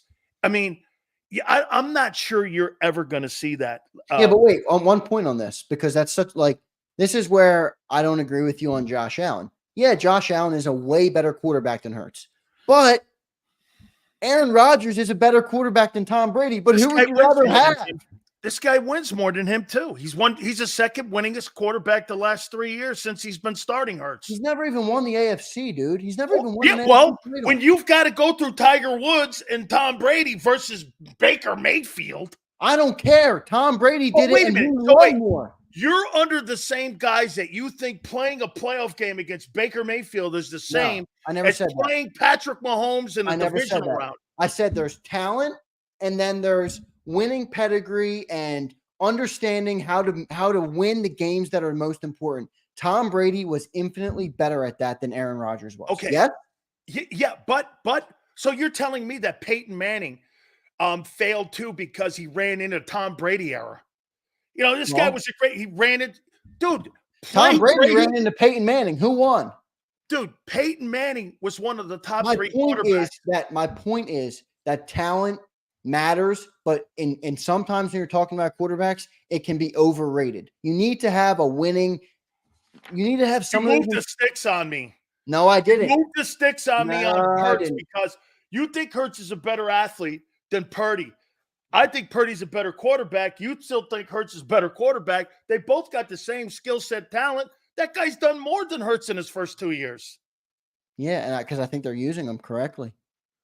Coaching too. I hate to say it, but what's the word we always use? Intangibles. I think Jalen does have good intangibles, and I do think they matter because Tom Brady has good intangibles, and they mattered. He won a lot of freaking Super Bowls. Where were those intangibles at 1 and 6? Yeah, they were nowhere. It's a good point. So you really think he turns this thing around? So you're giving him, we're going to see a great year coming up. You know, Manuel Lacho said this. I'm not sure why Eagle fans have amnesia, man. 3 years, and this guy's got 1 year, and it was 2 years ago. And it's like they give him the benefit. I just want to know why people are giving him the benefit. Not you, but why are people giving him? This was a poll question on IP this morning. Because they're fans of the Eagles, Dan. That's why. Oh my God. That's why, though. You asked why. That is why. They paid the guy. The guy is paid. There's no other option right now. We're not moving on from Jalen Hurts. You can cry about Jalen Hurts for the next 2 years till you're blue in the face. He's going to be the quarterback of the Eagles. So fans want to believe he's going to be able to get it right. And they've also seen it. He was phenomenal in the Super Bowl, Dan. He was one drive away from winning. We were one holding call away from winning that Super Bowl. Purdy was one kick away from winning it last year, too. Yeah, and I gave Purdy his credit. I did. Do you think Purdy can get back to a Super Bowl? In the NFC? They got a better team than the Eagles. They got a better defense. Okay. If Purdy can get back to the Super Bowl, I believe Jalen Hurts can get back to the Super Bowl as well. With Bryce Huff. Okay. But hey, by the way, here are my final 4 predictions. Ready? I got Bengals Bills in the AFC title game. And I got 49ers in Detroit doing a repeat in the NFC title game. I'm changing both those games. Okay. I think I'm going. You love Josh Allen too much. I like him. He's great talent, but he's not. To me, he hasn't proven he's a winner when it matters most. I'm gonna go games the last 3 years. Wait a second. So your AFC title game, you betting against Mahomes? You just saying Andy Reid and Mahomes aren't going to go? I can't. Yeah. What a blasphemous thing. I'm taking Chiefs Bengals AFC title game. Although. I can't believe that Kansas City would is this the year the Ravens get through? Is it Chiefs Ravens? I gotta be honest. I love Joe Burrow, but I don't love the How Cincinnati about this? Bengals If Burrow's healthy organization. for 17 weeks, how far do they go? They go far, but the Bengals organization sucks. You know that. I know that. Come on. They got a lot of weapons, but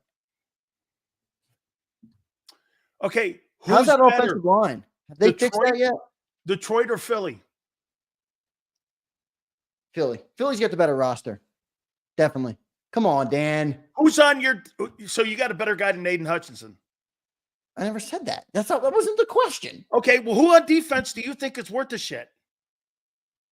Yeah, arguably nobody. But A.J. Brown, Devontae Smith, Dallas Goedert, Saquon Barkley, Jalen Hurts, the number one offensive line in football. I'm taking Two them. sides of the football. You're talking about I'm not debating I'm talking – you said the best You asked me what team I like not better. a chance in hell that you have a better roster than Detroit. No way.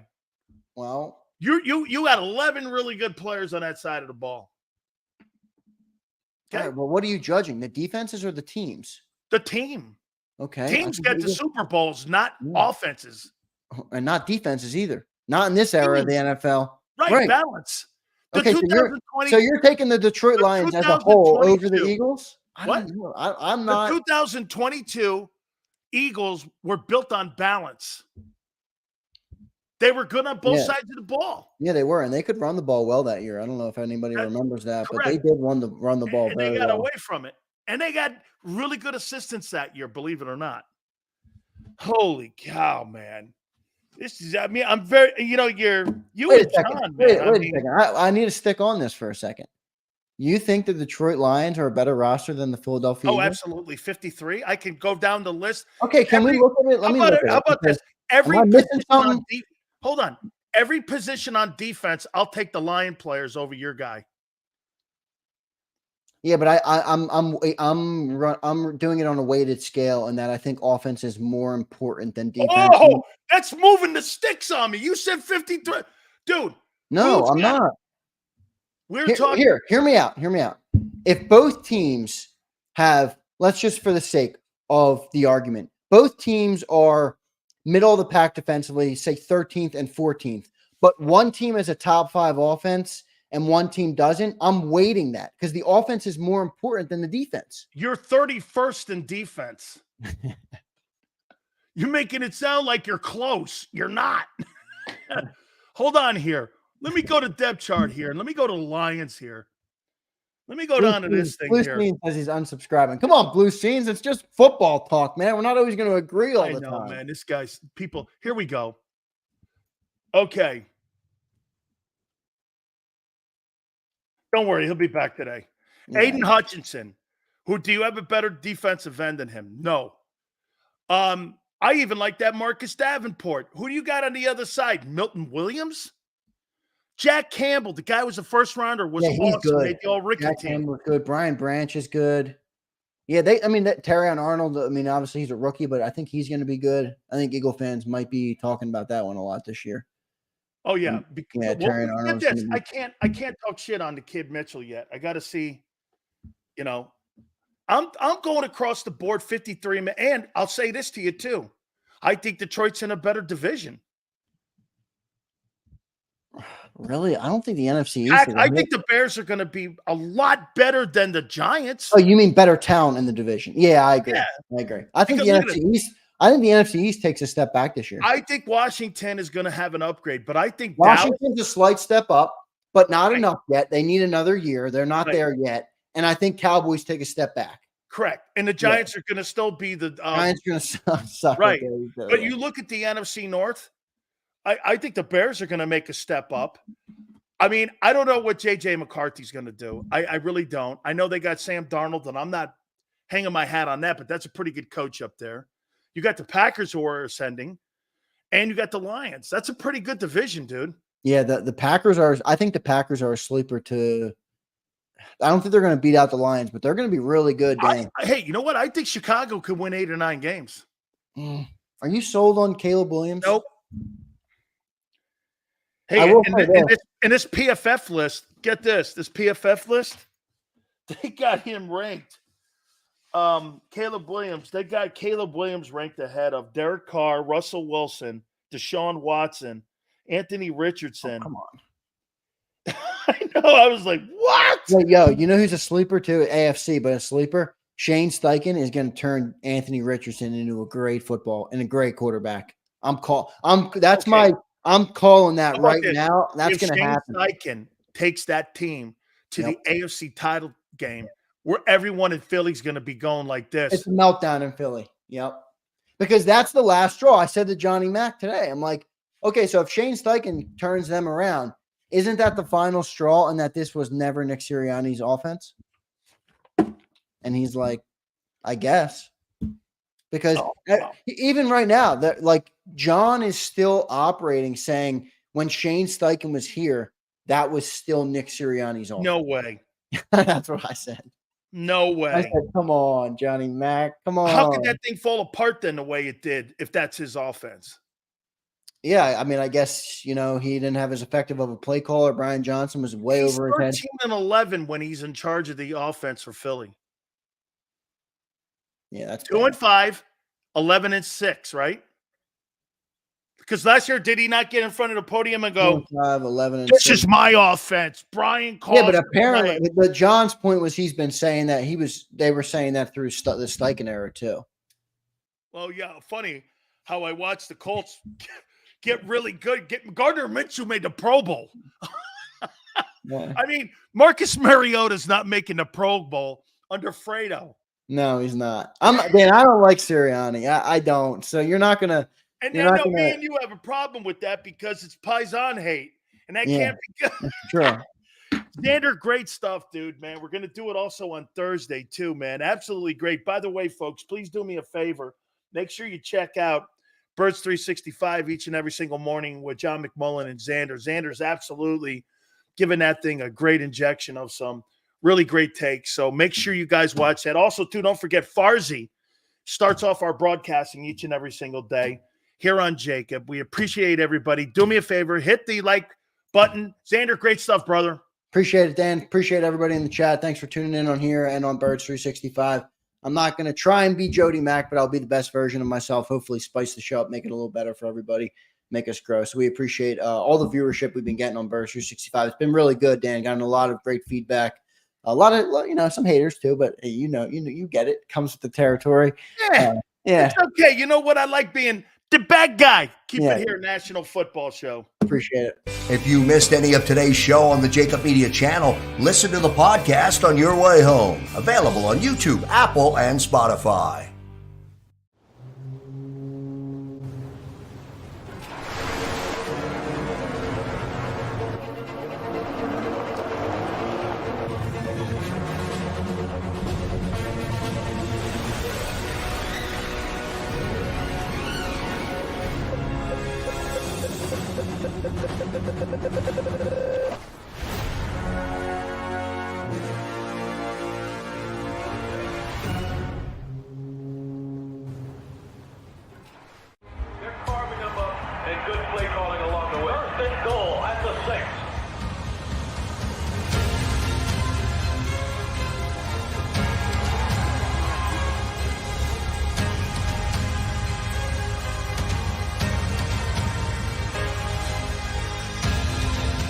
Field of life, First Trust Bank is there for you.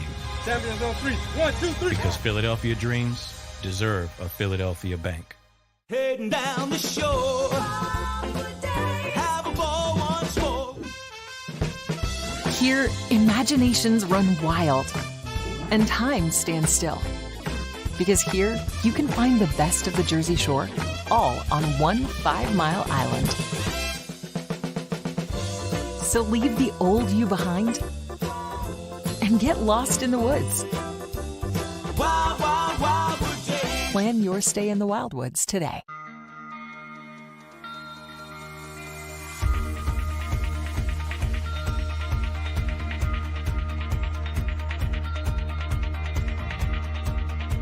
Hi, I'm Jim Muehlbronner, Managing Partner at Del Val Insurance Group. Give us a call. We're a local, knowledgeable agency, not an 800 number. Go Birds!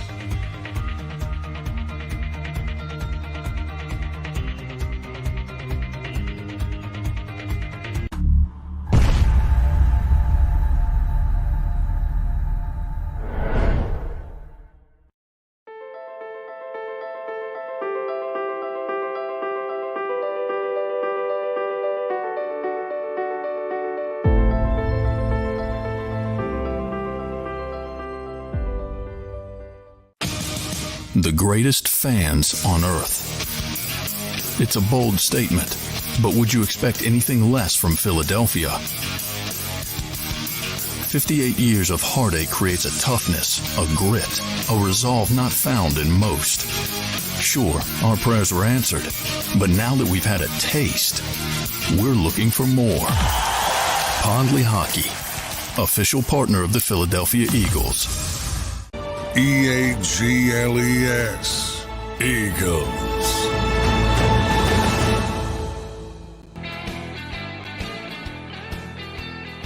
Big Sills! Angelo Cataldi will join us here in a couple minutes. Looking forward to talking to one of my mentors. The man who has passed the baton to Big Sills. Philly Sports Talk's baton. Here, Sills. Thank you. I take this with humble beginnings. And I thank you. This is very humbling. And you know me, I'm a humble man with no ego. Yeah, no ego. And I thank you very much. You know, I'm a man of few words. And thank you very much for passing the baton to Big Sills. How you doing? Yeah. This is one of my favorites, though. Angelo's book, to Dan Sileo, one of the best sports talk hosts in the country. Thanks for letting me to promote the book. You're spectacular. What? Not me. I'm humbled.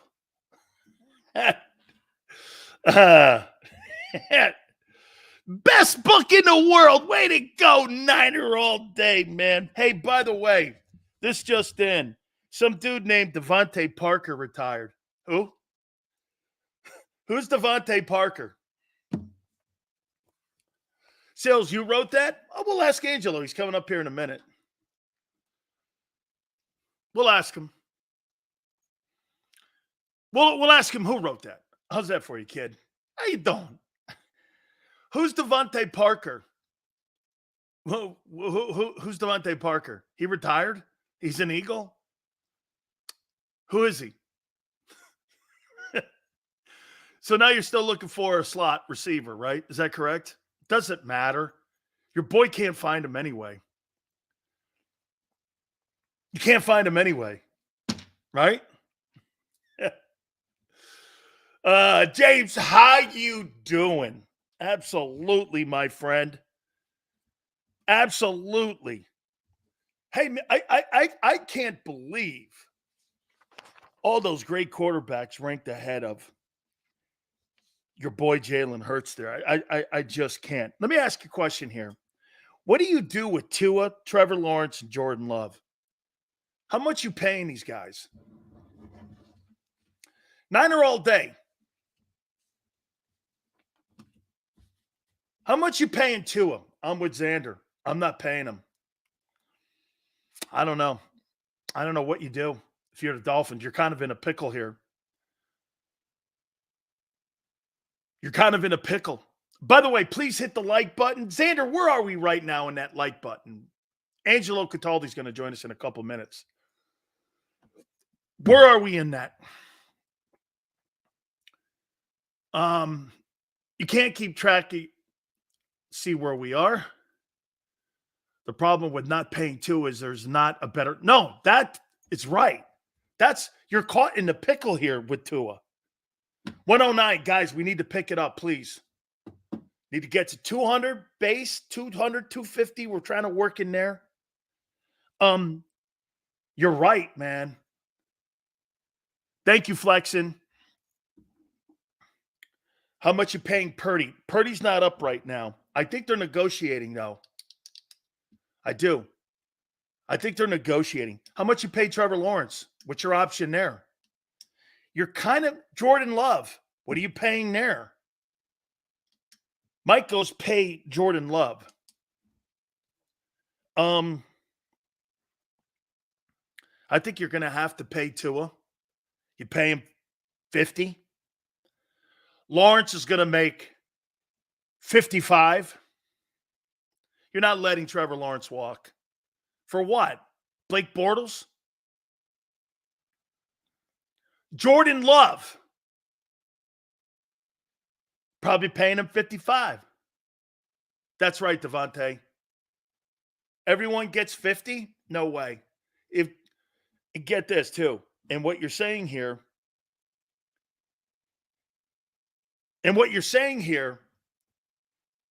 is what Xander just said. Tua's overrated? That's not the point. What's the option? Here, I wrote these down. If you were going to pay the top 5 quarterbacks in the NFL today, here's the 5 quarterbacks I would pay. Mahomes, Allen, Burrow, Lamar, and Goff. The rest of them, it's a crapshoot. Those are the 5 quarterbacks I would pay. Mahomes, Burrow, Goff, Lamar, and Allen. And CJ Stroud and Jordan Love. JM, you guys, dude, one more time, JM. What's Hurts done more? And to Xander's point, just because Jalen Hurts is a better athlete, don't make him a better quarterback. He's not done one thing that Goff hasn't done twice or 3 times. And he fits in today's NFL. The league is a passing league. You don't have a passing quarterback. He's a passer. He wins. Xander said Hurts is better.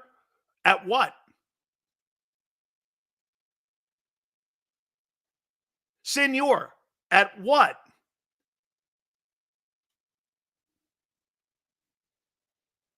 At what?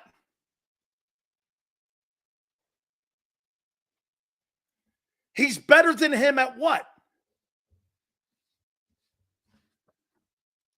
Why? Purdy's won more. Higher win percentage, thrown for 4,000 yards, been to a Super Bowl, been to 2 AFC, NFC championship games in 2 years in a row. Brock Purdy's put his 49ers in the NFC title game 2 years in a row.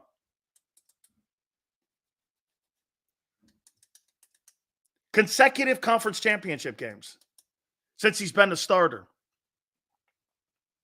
Hurts is the best decision maker? Where was that last year? Why do people insist on still buying the stupid ass average year amount on contracts in the NFL?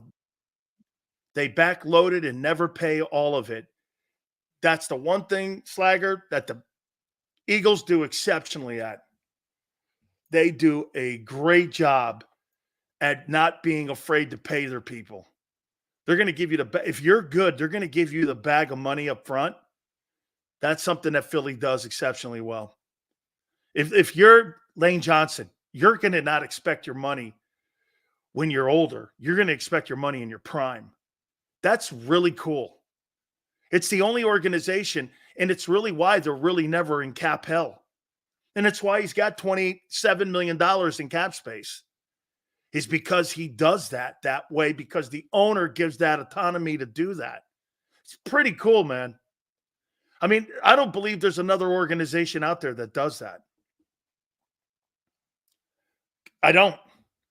Purdy had 1 INT and 2 INTs in the Super Bowl, and yet he's been to 2 conference title games, and he's 17-4 in 2 years. And he threw for 4,200 yards, and he led the NFL in completion percentage and threw for 30 TDs. All right, senor, sure. And your guy lost his shitbags Mayfield. The entire league is about the bonus, not the entire contract amount. That's very true. That's very true. Okay? Chat still haven't told you what does Hurts do better than Goff. They can't. Just checked in. You keep out us truck drivers.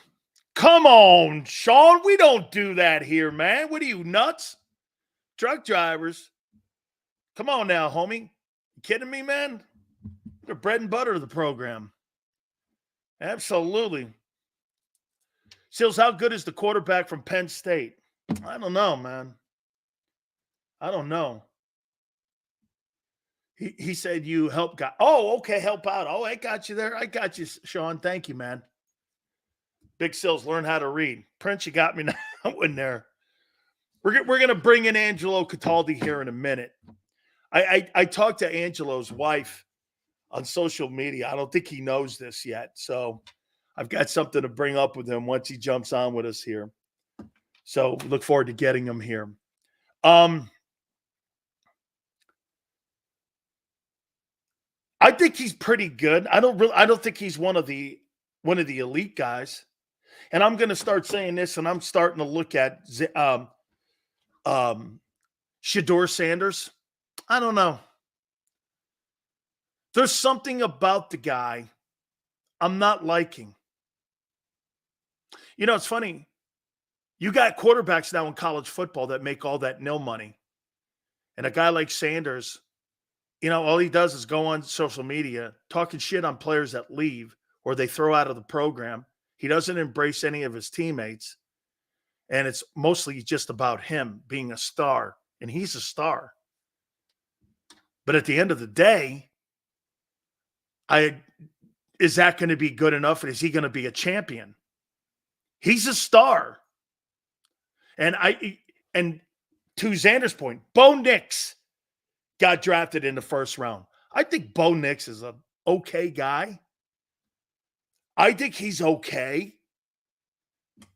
But a first-round pick, I thought he was common at Auburn. Okay, I thought he was common.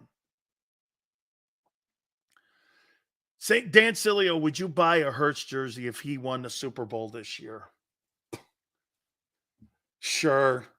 Hey, we can make wild dreams. We can make things like, sure, man, Jalen Hurts jersey, hang it back there with some of the legends that we have. Absolutely. Don't worry, man. That ain't going to happen. And you know what? I would like to get into Kobe Dean one, but I have to get a little kid shirt. You know, I mean, there's a little tiny guy shirt there too. So we're working on bringing in our friend Angelo Cataldi. Hopefully we're able to catch up with him. Goes on social media, shitting on playing sounds like you. RTF goes on and talks about shitting on players. Where do I shit on players? Losing?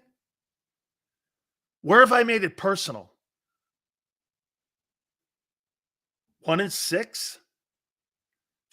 Third in turnovers? That's not shitting on anybody. That's stating facts. That's stating facts. All right?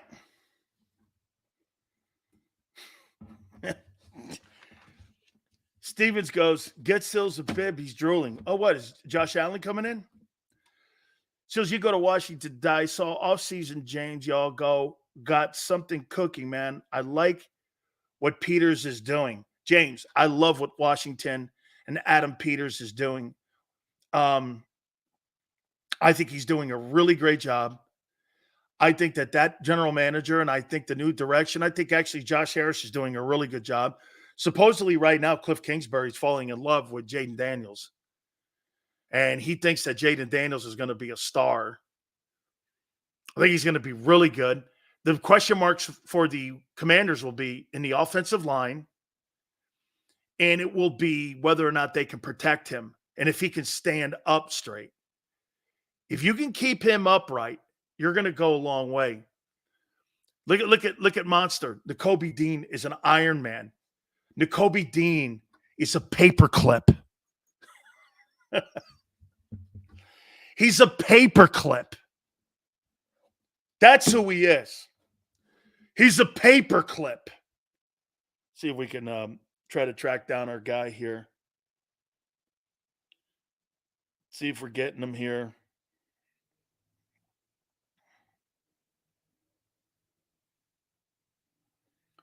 Hopefully we're able to get him.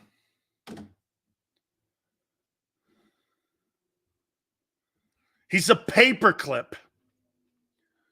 Washington is doing a horrible job. This is a liar. No. You want to have the lying grain? You want to have the lying games? Just listen to a press conference with Nikki. That's the lying games. Right? Replays last year's Super Bowl, hoping for a different result. Okay, I think Angie's coming in.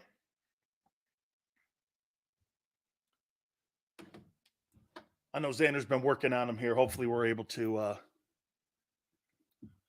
get him here. Fireside Cosmo. Angelo's holding out for more money. Sills has a right to his opinion. It's an opinion, though, not a fact. Well, no, a fact was you were 1-6. Your quarterback was third in turnovers, and he had a fallback year a year ago. That's not an opinion. That's a fact. That's not. Okay? Now, what we talked about, again, I think there's so many things more so that Kellen Moore is going to have to work on. He's going to have to work on, without a doubt, he's going to have to work on implementing all these pieces. It's not just going to be about Devontae Smith. Who do you think the most difficult person is going to be to implement in this new offense? Saquon? Goddard? Third wideout. You can't just have your 1,000-yard receivers because it gets you nowhere it got you nowhere the last year. You became predictable. Right? I'll tell you one thing that I have learned from Angelo Cataldi and everybody. Boy, I'll tell you what, Eagle fans. The one thing, man, I can't believe how great Roseman is in this offseason. These guys haven't even played a damn down. They don't even have a jockstrap yet. Oh, my God, the drafting has been insane. The coordinators are great. The guy's going on his third job in 3 years, Kellen Moore. But he's an upgrade. He is? Okay.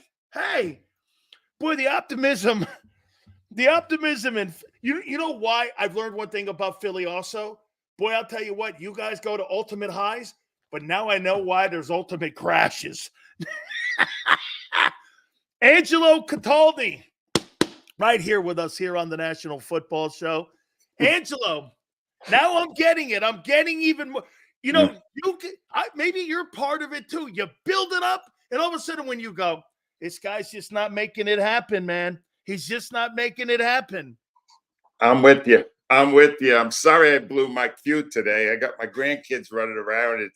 Things are nuts. But let me just start. Dan, I said on your show a couple of times ago that the Eagles were going to win 5 games. So schedule came out last week. I wiped the slate clean, and I looked at every game. And without checking as I went along, I got to the end. 5. Still 5. And this is very awkward for me because I have agreed since last time I talked to you to go on a trip with Eagle fans to New Orleans. I'm going on a trip with like 300 Eagle fans to New Orleans. And you're still saying 5 wins. One of the 5 is New Orleans. but New Orleans stinks. Come on. But wait a minute. So yeah. why are you still? Why has the needle not moved for you this offseason? Why has that thing not moved for you? It's very, very simple. I'm trying to understand how a major sports franchise is going to upgrade off the worst collapse in their history when they have lost their number 1 offensive lineman in history and one of their great leaders in Jason Kelce. one of their great veteran defensive tackles in Fletcher Cox, and their best defensive player, Hassan Reddick. How are you that much better when you have removed 3 of your top functioning players from the roster? You got to replace those guys. Who's replacing them? Cam Jurgens out. He's the be all and end all. No. In order to be better than you were when you lost all those games at the end of the year, you need far better coaching. And yeah, you got different coordinators, but you just said it. They're both retreads. Frangio and Kellen Moore are retreads, and the head guy stinks. We saw what he could do when they were in trouble last year. When they were in desperate trouble, losing game after game, trying to hold on for positioning in the playoffs, did he have one answer? Now I think, in the offseason, he's got an answer. He's got nothing. Nick Sirianni should have been, if he had been fired, I would not believe 5 wins. But I looked at it, 10.5 Vegas has got. I'm even afraid to place the bet, Dan, because it's like theft. It's too simple. I mean, come on. Do you think Nick Sirianni, okay, let's do this. Do you think he hired, there's a debate going around. Do you believe he hired Kellen Moore? No. I don't either. Dan, put a gun to my head. No, there's not a chance he did. Yeah, I got a great idea, bosses. I want to give all of my authority up to everyone else. Kellen Moore to take the offense, Vic Fangio to take the defense, Michael, what's his name, to do the special Michael Clay. teams. Yeah, Michael Clay. And I'll just be there to employ the analytics that Lurie's son tells me to use. Yeah, what are you, crazy? No, he had no choice. At the end, what it came down to is, boys, what do I have to do to save my job? I'll do anything. And they went, good. We're going to put our own guys in there. We're going to hire Moore. We're going to hire Fangio. And you just sit there and you be our eyes and ears and do whatever we tell you. And that's Nick Sirianni. I watched him after the draft. I couldn't believe he was talking. Like, it was like I was looking to see if there was a hand behind him operating the ventriloquist dummy. He has no authority. What is he going to do? And if he did, Dan, if he had authority, because we know he had it last year, is that going to help anything? He couldn't fix it. Had no idea what to do. Couldn't figure out how to stop the blitz. How to stop it 10 times. Rushes right in the playoff game. Nobody touched him on their way to Jalen Hurts. Now he's going to learn how to coach. Come on. I think he needs a job on the yachtsman's yacht. That's where I sent him. But I want to. This has to come down, Angelo, to an organizational decision, because I mapped this out from 2000. Do you know you fired or have moved on 5 different defensive coordinators, 4 different offensive coordinators have either been fired or moved on. You have had 9 different coordinators since 2000. Right. So when people are talking about stability and giving Jalen stability to be able to develop, how do you do that when you're constantly rotating all of these different decision makers that the front office is making? They really don't value the position coaches or the coordinators enough to try to keep these guys intact for a couple of years. And I think you've reached almost a point of no return with Hurts. His father's a coach. Guy knows the game. He knows the game. He knows how bad the coaching was last year. Now he's got another guy coming in. If things don't go real well, by the end of this next season, he won't want to be here because he sees his career. Dan, you think he'll demand to be traded? I know that he will know by whatever means he can do it without making a big public spectacle. He doesn't like that. He doesn't play that way. But this is a guy, I've never been more convinced of a guy's ability to be a great quarterback than I am of Jalen Hurts. I don't think there's any box he doesn't check. And they're screwing him up. Like they did What once. you just said. He's got a different voice in his ear every year. There's no stability to what's going on. It's all different philosophies. No, there's got to be some stability. And I'm hoping the best thing that could happen to the Eagles this year is that he takes on a lot of the responsibility himself. And he goes, listen, I'm not going to let another guy do what they did to me last year. If I have to, I'll call my own plays in the huddle. I mean it. We have a better chance if he's running the offense than any of these guys because he's smart enough and he's lived the game of football his entire life. And I feel terrible for him because he's good. He's a good football player. Angelo, how committed do you think the Eagle front office is with this team? And like you were talking about, and I'm talking about Sirianni, the buys at week 5. If they're 2-2, Packers, Falcons, Saints, Bucks, they're 2-2. You think they run through the rest of the year, or do they just do this? Let's make Kellen the interim. And if Jalen ends up having a good year, a really good year, they do some things, then you name Kellen Moore the head coach that you've always coveted, the play-calling head coach that protects you with having a coordinator for the next couple of years for the kid because he's a play-calling head coach. Do you think that's their back thinking on how that first month – how important is that first month of the season to Nick? Right. I've got him 1-3. All right. I got him 1-3 at the He's bottom. fired. Maybe. Here's what I'm pretty sure.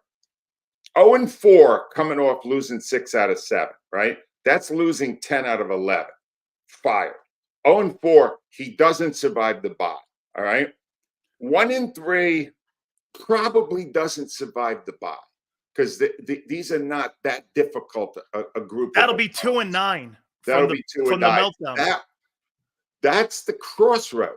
The fact that it comes that early, the guys that run the team, right? They have no allegiance to Sirianni anymore.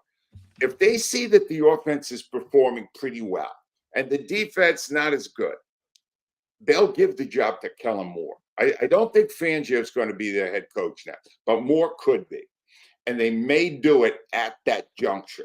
That's why when I was going through it, and by the way, it's all on my website. If you want to see game by game how I broke it down, it's at angelocataldi.com. And you'll see the whole breakdown. Go to blogs. And I think I did an honest thing of just going to each How game. many wins did you come up with?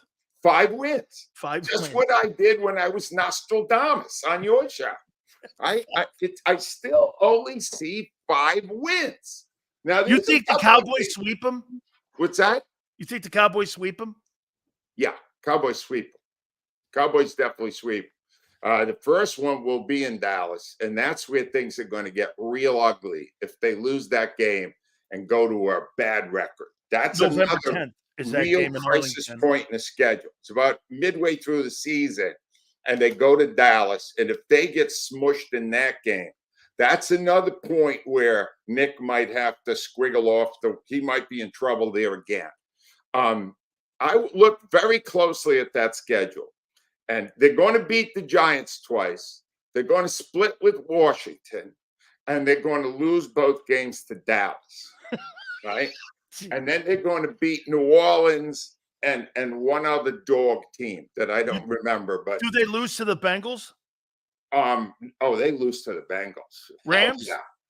And of course, and they're going to go all the way to Brazil and look awful against the Browns. They're going to go all the way to another country and stink. If they have 5 wins, Angelo, what's that impact on Howie? Nothing. Howie, no. It's like the Teflon Don. He's like the Teflon Don. He's like Nicky Scarface. Never Howie's fault. Do you know why Howie will always be the guy? Because Howie will do whatever Jeff Lurie, the owner, tells him to do. Do you understand that? So all this is all about Lurie's ego. When they won the championship 6 years ago, Jeff Lurie sat there in the corner and thought it through and went, I'm really a football genius. This proves it. I've always suspected I was. And now with the championship, I'm a genius. So now I will command every aspect of the job, and my offspring will be groomed to take over when I in my dotage, and I'm Julian. too old. I'll have my son do it. You think Julian's the next general manager of the Eagles? Oh, Julian is next owner of the Eagles. Dad might step aside in 5 years and just hand over the entire reins to his son. What do you think he's there for? You think he's there because he's a nice looking kid, which by the way he is? No, he's there because he's going to be the guy. This is the problem when you got an owner who wants to keep it in the family for generations. Because if the owner is overrated the way Lurie is, you got a problem. And Lurie is 30 years, 1 championship. Don't tell me what a great owner he is. That's not. And the guy that won it for me fired 3 years later. Who's a better owner, Ed Snyder or Lurie? Wow. The early Ed Snyder, it's no contest. The early Ed Snyder was for sure. But then Ed Snyder started to fall in love with all his players after they retired. And then he had them run the team. Was that the Lindros time? Was that there around was Lindros? one stiff after another. And I'm sorry to say it, but Bobby Clark was a lousy GM. Ron Hextall was a horrible GM. Paul Holmgren did not know how to run a franchise.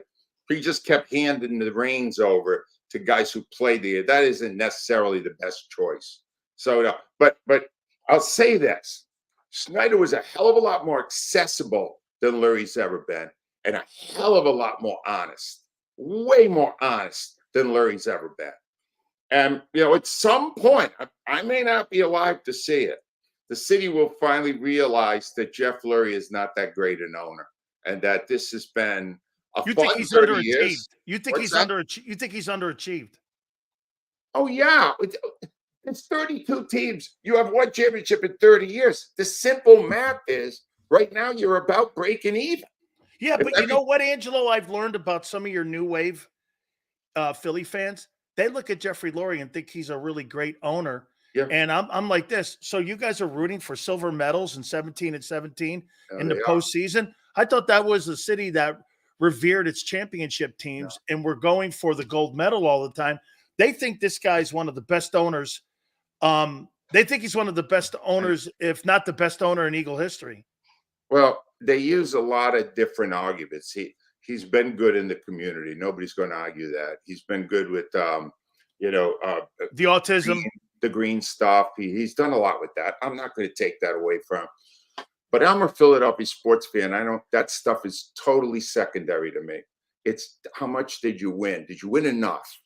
And he kept me interested for all these years. That I appreciate, but he didn't win enough. And the last few years, especially since the championship, he has proven to be a detriment to the immediate future of the franchise. The fact that he gets in the way too much. I have still not gotten over getting rid of Doug Peterson. Doug Peterson is coming to Philadelphia this year. The Jaguars are playing the Eagles. And do I have to tell you who I picked in that game? 11-3 right. At Lincoln Financial. The Jags will roll. I actually have them losing that game too. I have them 9. The game. Yeah, you know what? I'm still going to stick with, I could see them between 7 and 9, but I'm leaning more towards 7 wins. I got 7 wins. Well, you're very generous, and I really applaud your generosity. What you I don't think you're taking into account is if they get off bad, the sink's going to go, the ship's going to go right down. Well, here's something to think about, Angelo. Yeah. Look at the first 13 weeks. The first 13 weeks, they're only in Philly 4 times. Yeah. So, I mean, the first month, they're only in Philly once. Yeah. Then you go through this stretch. You're in New Jersey, not that crazy. Cincinnati, Philly, Arlington, Los Angeles, Baltimore. So you're going to be on the road during that time with not a lot of depth, especially on your defensive side. I think this is going to be a team that's going to suffer from the war of attrition because it's not as deep as 2022. No, not as deep for sure. And don't lose sight of the other fact. And I know none of this rings happy with the Eagle fans. I understand this, but guys, you got enough people out there kissing ass. All right, you listen to Dan because Dan tells it to you straight. No, this is not going to go well this year. You better prepare yourself for that right now. I just told you, no Kelsey, no Cox, no Reddick. You're not going to be as good as you were last year, and you had a historic collapse. It's not going to happen. I'm Wait a minute. sorry. It's not going to happen. Bob Lang, I'll get back to you. Eagles. I'll get back to you after I'm done with Angelo, Bob Lang. No. You know when the Eagles never called, Dan? When I was right. They never called at the end of the year. Sorry, I was squeezing you all year. Yeah, we sucked. That's right. We lost 6 of the last 7. They didn't call you that. They only called you when they won a big game or something. By the way, I don't know if your wife told you. I had a conversation with her. Oh, really? So I go on. Get this, folks. Angelo's he's going to go, what? So I go over to like Instagram, and I go like this, and I get I go, is this Angelo? No, we don't allow him on social media. She did. Yeah, no, she's right. She goes like right. this. No, She's Danny, right. we don't allow him on social media. This is right. his wife. Because he's a grouchy old man who's liable to say something stupid. No doubt about it. Angelo, tell folks where they can find you and where they can get your fabulous work. And tell them what you're doing. You're going on a trip with Eagle fans, right, to New Orleans as well. Yeah, we're about to announce that. I'll let the guy who's in charge of it, Vince Rizzuto, do the announcing. I'll be going with Hollis Thomas stuff. And that's on September 22nd. We're going to hit Bourbon Street and the Bayou, and we're going out to see the Eagles win one of their 5 victories this year. How fun will that be? You better bring a big per diem money there for Hollis. Oh, no, believe me. I'm just hoping the people going on that trip aren't reading my website right now. That's AngeloCataldi.com, because they're going to go, oh, no, what am I going with this guy for? He's a downer. He's awful. What are we doing here? But that's the book. The book is great. How's the audio doing? The audio is doing phenomenal. The book has just been fantastic. And the people that are going on the trip, I'm personalizing a copy to each and every one of them. And that's like 300. That's going to be a lot of work. But I don't mind, because those are my people. And I don't want to let them down with all this negative talk. But guys, reality check. You lost 3 foundations of your team, and you still got a bad coach. Not a good year. I don't know how these people, they live in denial, Angelo. They can't see that you have an inept coach, an inept leader, and you're relying on a guy who has been fired 2 times in the last 2 years as your coordinator to turn Jalen around, and a guy, Vic, who's never won a Super Bowl. He's been a good coach, but has he been Jim Johnson? Has he been Mike Zimmer? Mike Zimmer won a Super Bowl when he was with the Cowboys in the early days, when he was with Jimmy. I'm like, I mean, these coordinators are an upgrade from what? Inexperience? Dan, that's where I'm at with this. I got to say something about this Fangio thing, because a lot of people see him as a savior also. So he did the 1 year in Miami, right? And then the Eagles indicated an interest in bringing him here. And the Miami Dolphins said, oh, somebody get the driver, take him to the airport. You got him. He's yours. And then the minute he left, all the players said, thank God that guy's out of here. They didn't like playing for him at all. These guys that they brought in are definitely upgrades over the horrendous coordinators they had a year ago. But not enough of an upgrade. Yeah. These guys are both, you said it, damaged goods. They only look good in comparison to the stiffs they're replacing. I don't see championship coordinators here. Angelo, go back to babysitting. Thank you so much for taking time out of that. I really love you all the time coming on our program, man. You always find time for me. Thank you, my friend, and I appreciate it. And you're definitely a mentor of mine, man. I really appreciate you so much. You are running laps around my best work. Dan Sileo, you are the #1 guy talking football in America. #1. Anybody who doesn't think that is not paying attention. It's an honor to be with you, Dan. Thank you, Angelo. Have a great day. Tell your wife hello. I will. Take care. Bona fortuna to my friend. I didn't get that last one. what was that last one? I didn't get that. Hold on. I didn't get that. Excuse me? What? I didn't get that. Wait a minute here. I didn't get that. I didn't get that. Woo! Best in the world. How you doing? Let him gas you up. The wins. Hey, wait a minute. Know this. I at least have you at 7 wins. Hey, me and Xander completely disagree, but that's why we have Xander on. Xander believes that Nick hired Kellen Moore. And I'm with Angelo. Hey, come on in, man. Just take all my job responsibility, and if I do well, I'm fired and you get the job. All right. 13-4. Baby, let's go, Eagles. He's got the Eagles at 13-4. Angelo's got 5 wins. I got 7 wins. Joseph got 12 wins. How many wins? Prince, how many wins do you got? Xander, by the way, give me the like total. You had them 9. Oh, yeah, 9. No, I said between 7 wins and 9 wins. 9 and 8. I do. 9 and 8, 7. I leaning more towards 7. But 9 and 8, I could see it. Yep. 6 wins. 13. Holy cow.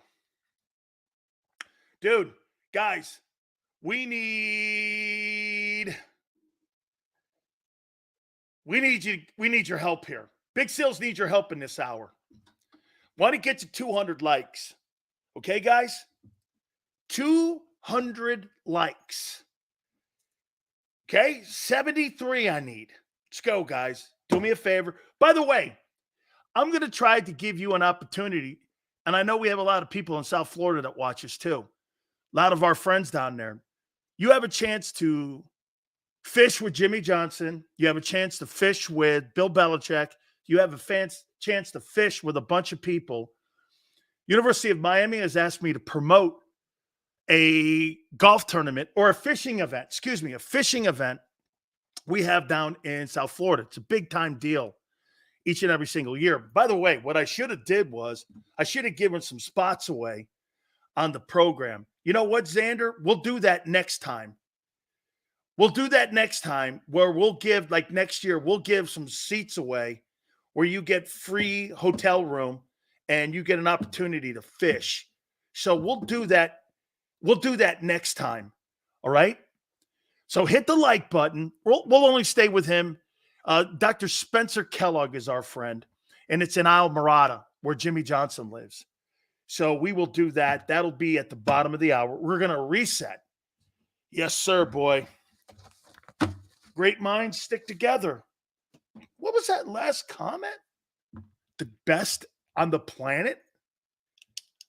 The best on the planet. And here I am on JAKIB. Just little old Sills. Just little old me. Little old me and Xander. Easy. I didn't say I was the best. I would never say I'm the best. You see, I'm humble. I come from humble beginnings. I'm not really a bragger. I can't. Let me hit the like button. Please, Prince. I know. I don't even believe that bullshit. Hit the like button. Power Hour coming up. Keep it here. National Football Show. If you missed any of today's show on the JAKIB Media channel, listen to the podcast on your way home. Available on YouTube, Apple, and Spotify.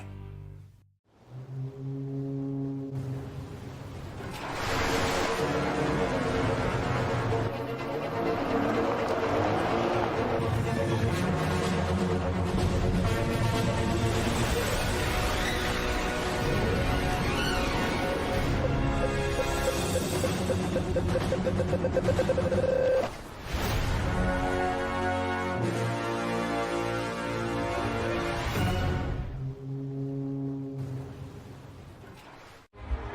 them up and good play calling along the way. First and goal at the 6.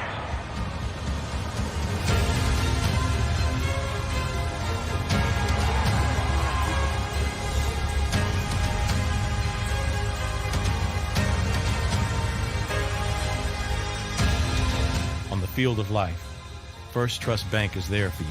Champions on 3. 1, 2, 3. Because Philadelphia dreams deserve a Philadelphia bank. Heading down the shore. Have a ball once more.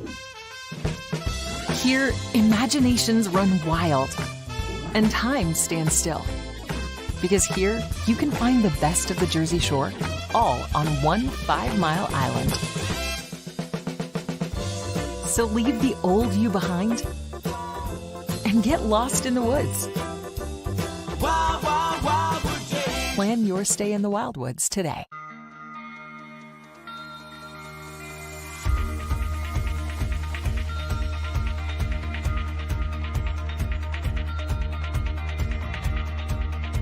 Hi, I'm Jim Muehlbronner, Managing Partner at Del Valle Insurance Group. Give us a call. We're a local, knowledgeable agency, not an 800 number. Go Birds!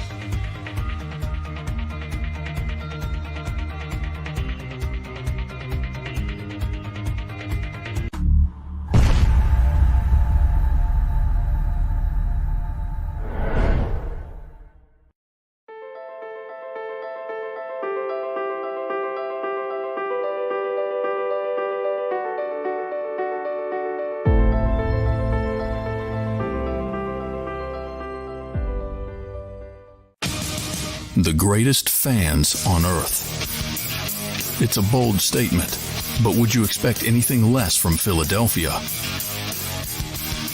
58 years of heartache creates a toughness, a grit, a resolve not found in most. Sure, our prayers were answered, but now that we've had a taste, we're looking for more. Pondley Hockey, official partner of the Philadelphia Eagles. EAGLES, Eagles.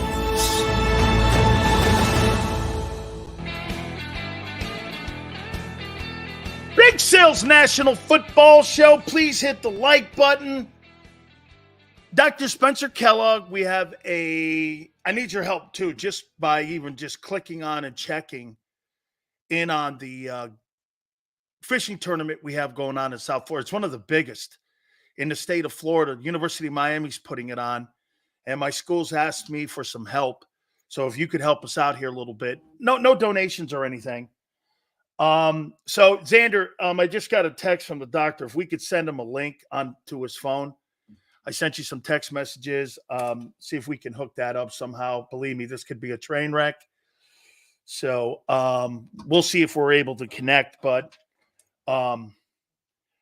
we'll work with him and we'll get him at the bottom. Jimmy Johnson, Bill Belichick, Sean Payton, a whole bunch of people go to this event. I should have been a little bit more on top of this because they did ask me to promote this a couple weeks ago, and I could have given maybe some spots away. And this is all going through the Big Chill, which is Jimmy's restaurant. And Xander, I think we're going to be able to get an opportunity to have the Big Chill here on the show. That's Jimmy's restaurant in Almirada. So, I mean, that'd be really cool to bring him aboard here. And I know they watched the show. They actually put the show on at the Big Chill down at Almirada. So right now, all of our friends down in the Keys, we appreciate you chiming in with us as you always do.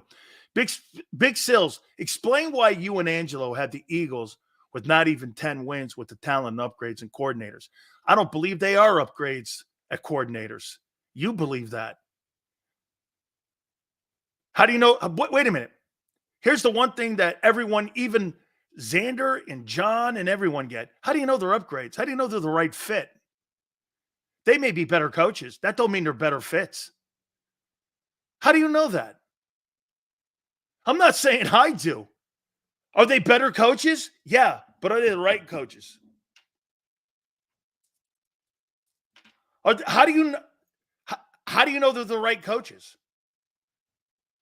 You're assuming that because you think you had dog shit coaches last year. How can some of you go, well, we were 10-1 and Jalen was the MVP? So wait a minute. Brian Johnson had an MVP candidate last year, yes or no? Did your offensive coordinator have an MVP candidate last year? Did your D coordinator beat the Super Bowl MVP? Yes or no? But these guys are better. Okay? You have to be determined. Right? Where have you upgraded on D? Now, a lot of guys, and especially on my network, you know what they do? They just look at the offensive side of the ball. They don't look at the 53-man roster. When Xander and I were talking, Xander's like, Eagles have a better roster than the Lions. I don't believe that. And they got better coaching in Detroit. They got better coaching, better coordinators in Detroit. And on top of that, they got a better 53-man. That 2022 team won because of depth, because they were good and they were deep. You're not deep on defense. You're not. I heard a great conversation about Brandon Graham. Only if the shirt says Wishbone Hurts. I like that. Thank you, Mitch. Wishbone Hurts. I love that name. I don't give a damn. If my kids are coaching, no way we get 5 wins. You let that weak-ass take ride. Hey, Steve, sorry, dude. He could be right. I don't think you're going to do very well this year. 13 wins, 13-4. Whew, man. Wow. That means, hey, when you guys play, here, let's do this.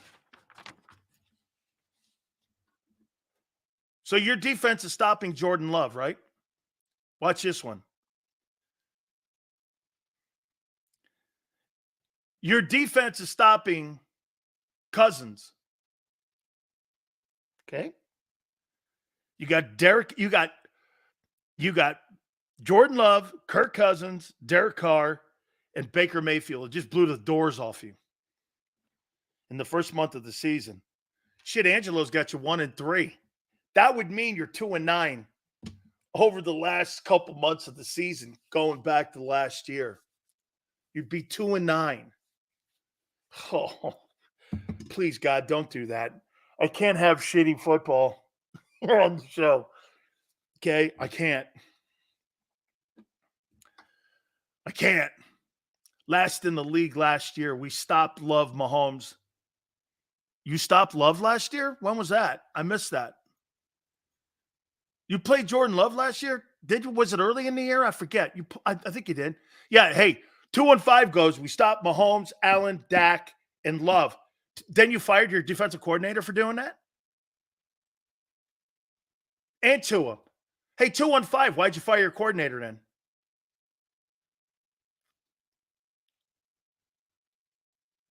Answer. If you stopped all those quarterbacks, why'd you fire your coordinator? Ask how. No, I'm asking you.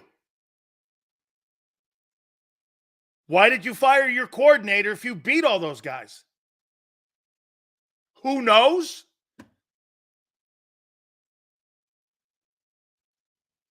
Who knows? I don't work for the team. You want to make a proclamation that you beat all those quarterbacks and you don't know why you fired the coach that beat all those teams. And actually, the offensive coordinator beat Vic. Brian Johnson out-schemed Vic. That game was not hard. The Eagles ran over the Dolphins. I actually thought that was going to be a harder game. Woo!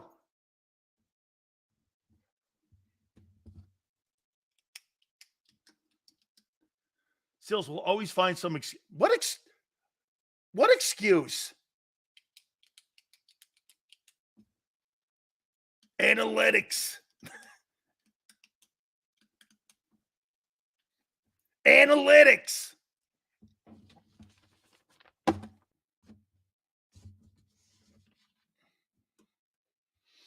You thought all the games were going to be hard. The Eagles weren't getting over 10 wins. Yeah, you're right. Then you fell apart.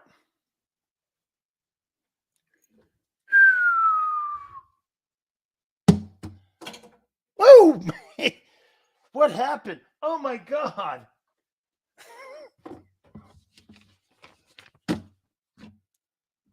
You actually got folks in here who think your boy Nick Sirianni's a better coach than Dougie P. Or Andy. You know, they both lost 4 games their last year in Philly. Andy Reid's going to go on and be the all-time winningest coach in NFL history. Probably have 5 or 6 Super Bowls. Doug's going to win probably a Super Bowl in Jacksonville. Hasn't had a losing season in Jacksonville. And the ultimate is going to be Shane Steichen putting a team in the AFC title game. And you guys, all those guys walk out the building. God forbid if Jonathan Gannon has a winning season. Hey, wouldn't that be something? Doug has a winning season, gets to the AFC title game, and he faces either Andy or he faces Shane. Oh, God forbid Shane wins a Super Bowl too. Then it's really all on. What did we do, man? We kept the damn doorman. We kept the doorman. Oh, man. Can you imagine Shane Steichen? Shit. God forbid that works out. Who does he have now? So Shane's got Jonathan Taylor, Michael Pittman. They just drafted a kid, too. He got a pretty good defense, and they got Anthony Richardson. Holy shit. They're going to be pretty good. Yeah. Yeah. We might win 3 games or win 5 Super Bowls in a row. Dan Sileo, only time will tell. You ain't winning shit in a row. You'll never do that. Some of you guys got 13-4. Wow. Ooh. Oh, man. 13-4. What a year. So let's see who we think 13-4.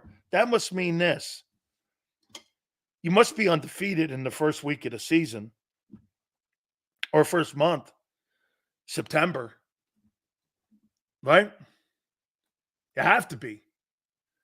Fly Eagles 5, baby. 13-4. Fucking go, Jalen. Oh, Jalen. Think he throws for 3,700 yards this year? 3,700 yards, 21, 10 picks. That's who he is. Oh. I'll make a point to you. If that dude throws for 3,700 yards and 20 touchdowns this year, I loved what Angelo said.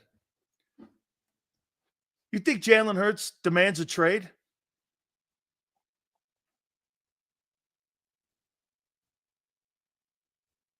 You think he will want out?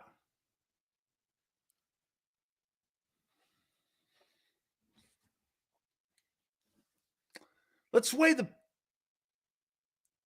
I wonder if Jalen's going to put the Eagles on notice.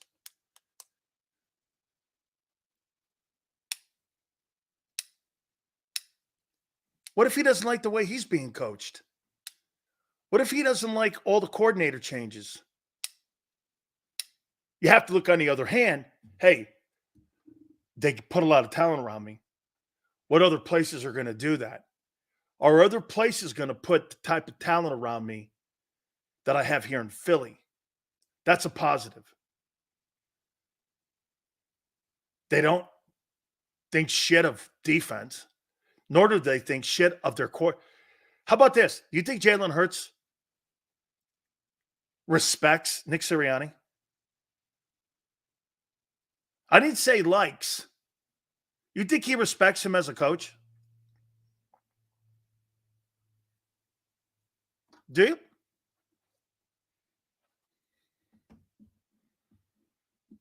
You think Jalen Hurts enjoys playing for Nick?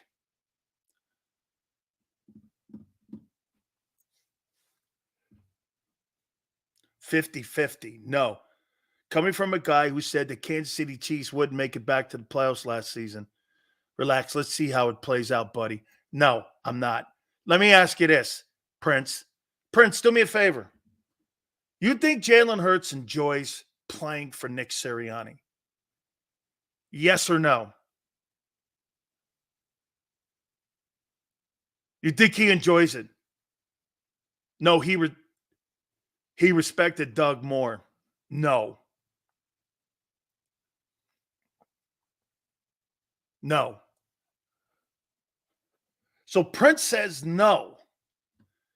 Jalen can't judge or enjoy anything if his game ain't up to par. But but wait a minute here. If his game ain't up to par, maybe he thinks he's not getting the proper coaching. He's already made comments to that. He enjoys making $55 million a year. Go perform, Jalen. No excuses or coaches. He'll make 55 anywhere. He doesn't have to make it just in Philly. That's already been set now. You put Jalen Hurts on the open market, or Jalen wants out, Jalen Hurts will get $55 million anywhere else. He doesn't have to be in Philly. Doesn't it get to a point, if you're Hurts, they're not putting the proper coaches around us?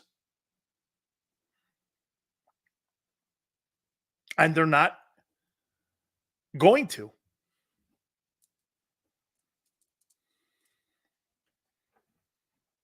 Jalen Hurts has come out this year already going, I covet the days of consistency. Now, you can use that and say excuses. Xander, where are we in the count total right now, by the way? You can use that as excuses, but I think there's something to that. Jalen needs to go back to working with Tom House. Says, I don't think any of the players respect Sirianni. I think they like him, though. Guys, we need 50. We're at the bottom of the hour. We need 50 going to the top. See if you can hook us up here, man. I appreciate it. Twiz. Let me see. Changing the narrative. How many likes do you get? How many likes to get you to sing Fly, Eagle, Fly? It's a good one. Well, since you don't have anything going on in the offseason here with your team, and you still have a shitbag head coach, that might be a 500er. I'm not cheap. I'll sing it with big sales. 500. You one day, if we ever get 500 again, we've done it before. We'll do that. Until then, doubtful. That's why Angelo thinks they win 5 games. They don't respect him and all other coaches. If we had a decent quarterback the last 2 years, the offensive firepower, we'd have 2 Super Bowls. Correct. No, wait a minute. Troy, if you had Jalen Hurts 2022 and 2023 resembling each other, I think you may win one of those. Remember, you have Mahomes in this conversation. He's good too. You know, he's good too. But maybe you would have split. You know what I'm saying? This is an easier schedule, but you're not deep enough. Dude, Forrest, it's got nothing to do with the schedule, how hard or soft it is. Do you have enough to get through 18 weeks? I don't think you do. One of your linebackers go down, you have nothing. You barely have anything now. If one of your front 3 go down, who's your backups? Nobody.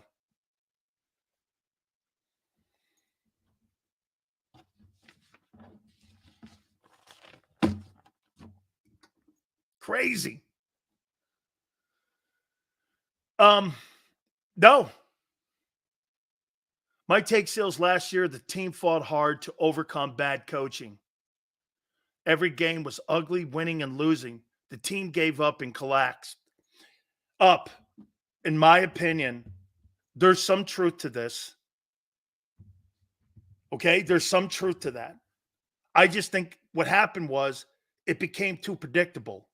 And once it became too predictable, the players started saying, what's the point? There's something to that.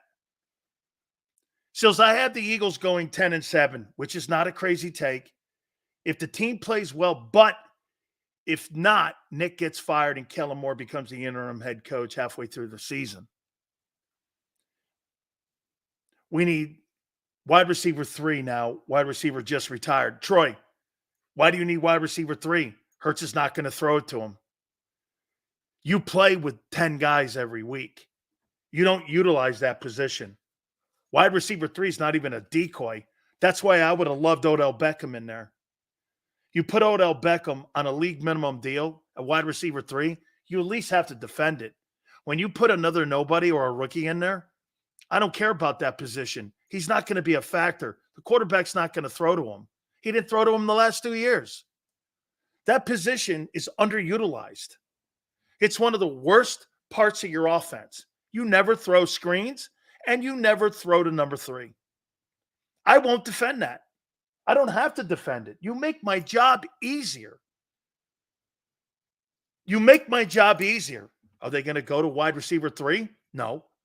Are they going to throw to running backs? No. They're going to throw to the corners, and they're going to try to get sometimes Goddard involved. And other than that, that's your passing game. Do you understand how simple still it is? You haven't changed except for motion. When Kellen is going to give more motion, that may change the dynamic. But adding better players still doesn't take away predictability. So you got a better running back, you feel, right? Are you going to be any less predictable? Are you? Kellen Moore can sit here on a chalkboard and write up a play. Is Hurts going to be able to execute it? So he draws a play up on a chalkboard. Is Hurts going to be able to execute that?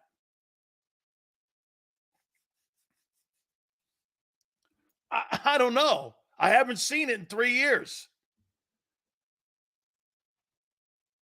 I have not seen that in 3 years. Jalen has just as many playoff wins as Dak in half the time. Put that in perspective. I think the Cowboys absolutely are Marty Schottenheimered in the postseason. They overcoach, they overprepare, and they don't do the things that got them there. There's no stability. They're all over the place in the playoffs. I mean, that game against the Packers last year was over in the first 10 minutes. When you watched the Packers play the Cowboys last year, you were like this. Jesus, criminy, this thing's over. The Cowboys were just all over the place, including Dak. They shit the bed. By the way, that team won a lot of games too, didn't they? Didn't they win 12 games? Yeah, 2 teams in your division win more than 11 games, 11 and 12, and they both got destroyed in their playoff game. What's that tell you? Not prepared. Hurts better be able to. He's the first one and the last one out of the building. Well, again, that's great in preparation, 215, and studying and doing all that shit. But at the end of the day here, this also comes down to his ability to find those guys. This is one of the reasons, again, that he was benched at Alabama. Tua is a better reader. Here's the difference between Xander was at Alabama for this. Does Jalen have a stronger arm than Tua? Yes. Who's more accurate? Tua. Who can read defenses better? Tua. Who's a better athlete? Hurts. There's a reason one guy throws for 4,600 yards, and there's another reason another guy throws for 3,800 yards. Both have 2,000-yard receivers. But one guy's more proficient. He's got a better play caller, too. He's got better coaching. Tua's coached better. Tua's coached better, and there's better play designs. Mike McDaniel, the head coach of the Dolphins, dude, when he runs those pass schemes and those pass routes, line those things up next to the Eagles and how difficult it's been. Even during Shane Steichen's time, Shane Steichen's pass routes were not insane great, but he could cover them with the element of RPO. They didn't have to be. More people in that year with Jalen were more concerned about Hurts and open space, not throwing to open receivers. That was the difference. Don't you guys, if you guys go back and you look at the two last 49er games and you watch Greenlaw and you watch Fred Warner, what was the significant difference between the NFC title game and this game this past fall? You know what it was? Hurts had put those guys in cement in the NFC title game. Warner and Greenlaw were playing like their feet were in cement. He was ahead of the sticks the whole time. He had them guys guessing, making false steps. He had them worried. Well, when Jalen got into that game against the Niners, there was none of that. And they blew that team to pieces because the element of the RPO was taken away, which means the element of one thing that I had to defend less was exactly that. That's exactly what happened. That was the prime difference between the two 49er games. Okay? That was the complete difference in the 49er games. McDaniel's smart coach, creative, absolutely 215. And Kellen's going to, hey, I think Kellen's motion is going to help him.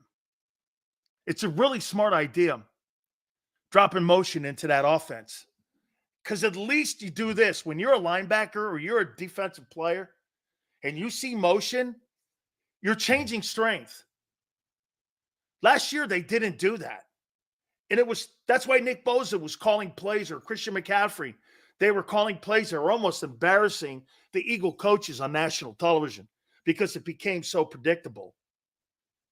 But with this motion stuff, you know, what it is you're changing strength and you have to adjust to it. And it's really a great way to build it in to help him. Coaching does matter, especially scheme. Quinn has playing safeties at linebacker in the Packers loss. Crazy, man. They were completely a DC 4L. Dude, they were playing guys out of position. They were playing off the ball. And the kid, Jordan Love, was eating them to pieces underneath. It just made no sense. Do you think this 2004 team is better? That's a great question. Do you think this 2024 team is better than the 2023 team on paper?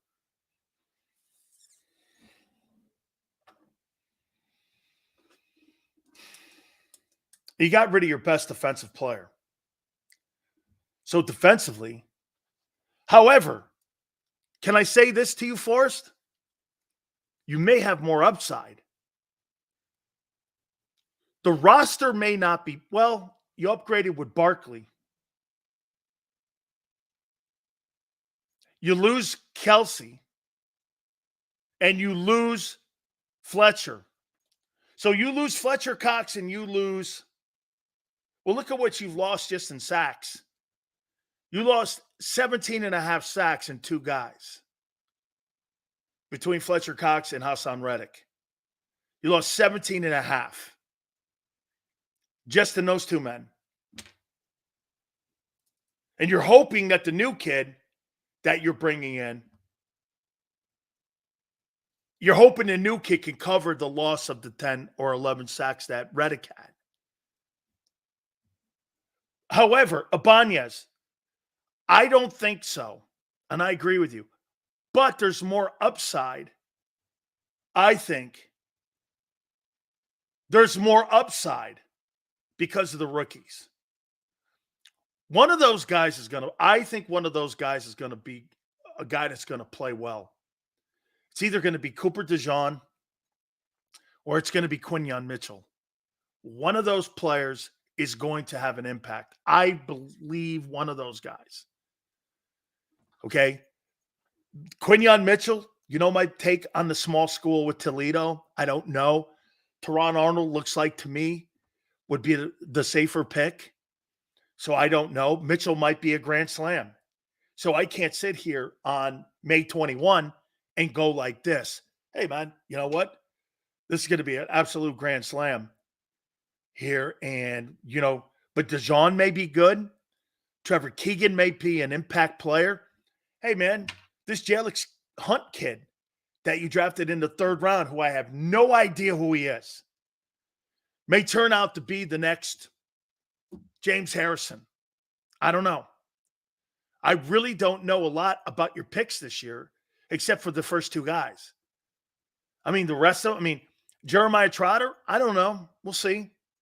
Will he have some type of impact? I hope he gives them depth. I do. I hope he gives them depth, at least. Xander, where are we in the count right now? Hopefully we catch up with our friend. He hasn't chimed in yet. Where are we on our tape? Where are we right now on our likes here? Where are we on the likes? 157, guys, 43 away. Come on, dogs. Need your help here a little bit. 43 away. I believe in you. I think we can get this done here. Trade Slay, let Rodgers and Mitchell. Let's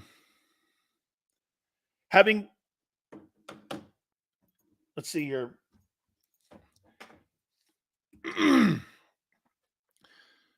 It's gonna be interesting to see where Rodgers comes in. DeJean, I'd like to see DeJean get a shot there to beat out CJ Gardner.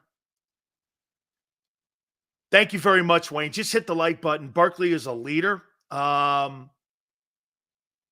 didn't see any of that on display when he was in New York. We'll keep the team together, and I can see really good practice hard this year if they want to win. They got to practice harder this year. So, yeah, absolutely. All right, I'm going to take a timeout. My friend's having a little issue here trying to log in as I thought he would. So do me a favor. We'll hit the like button here. Hit the like button.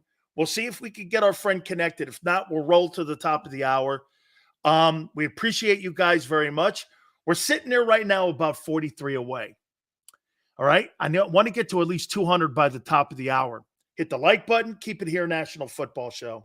If you missed any of today's show on the JAKIB Media channel, listen to the podcast on your way home. Available on YouTube, Apple, and Spotify.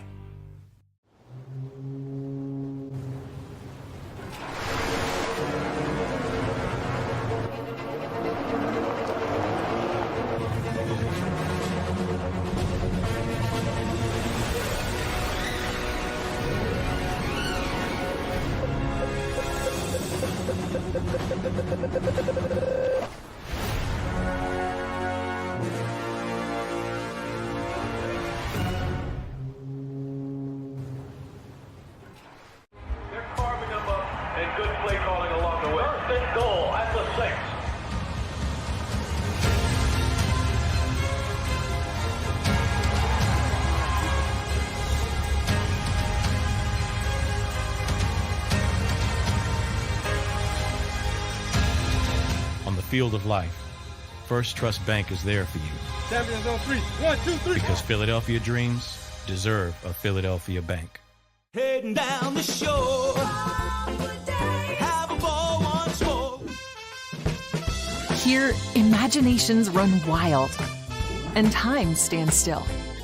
Because here, you can find the best of the Jersey Shore all on one 5-mile island. So leave the old you behind and get lost in the woods.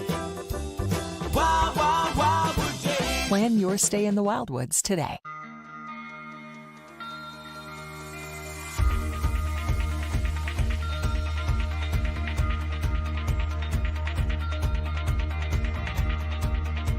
Hi, I'm Jim Muehlbronner, Managing Partner at Del Valle Insurance Group.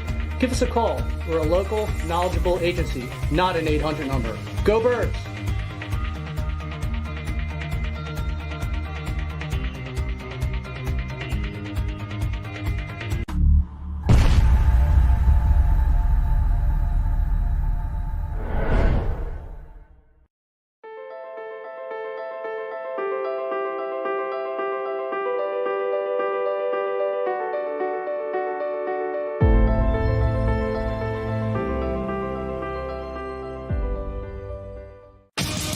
The greatest fans on earth. It's a bold statement, but would you expect anything less from Philadelphia?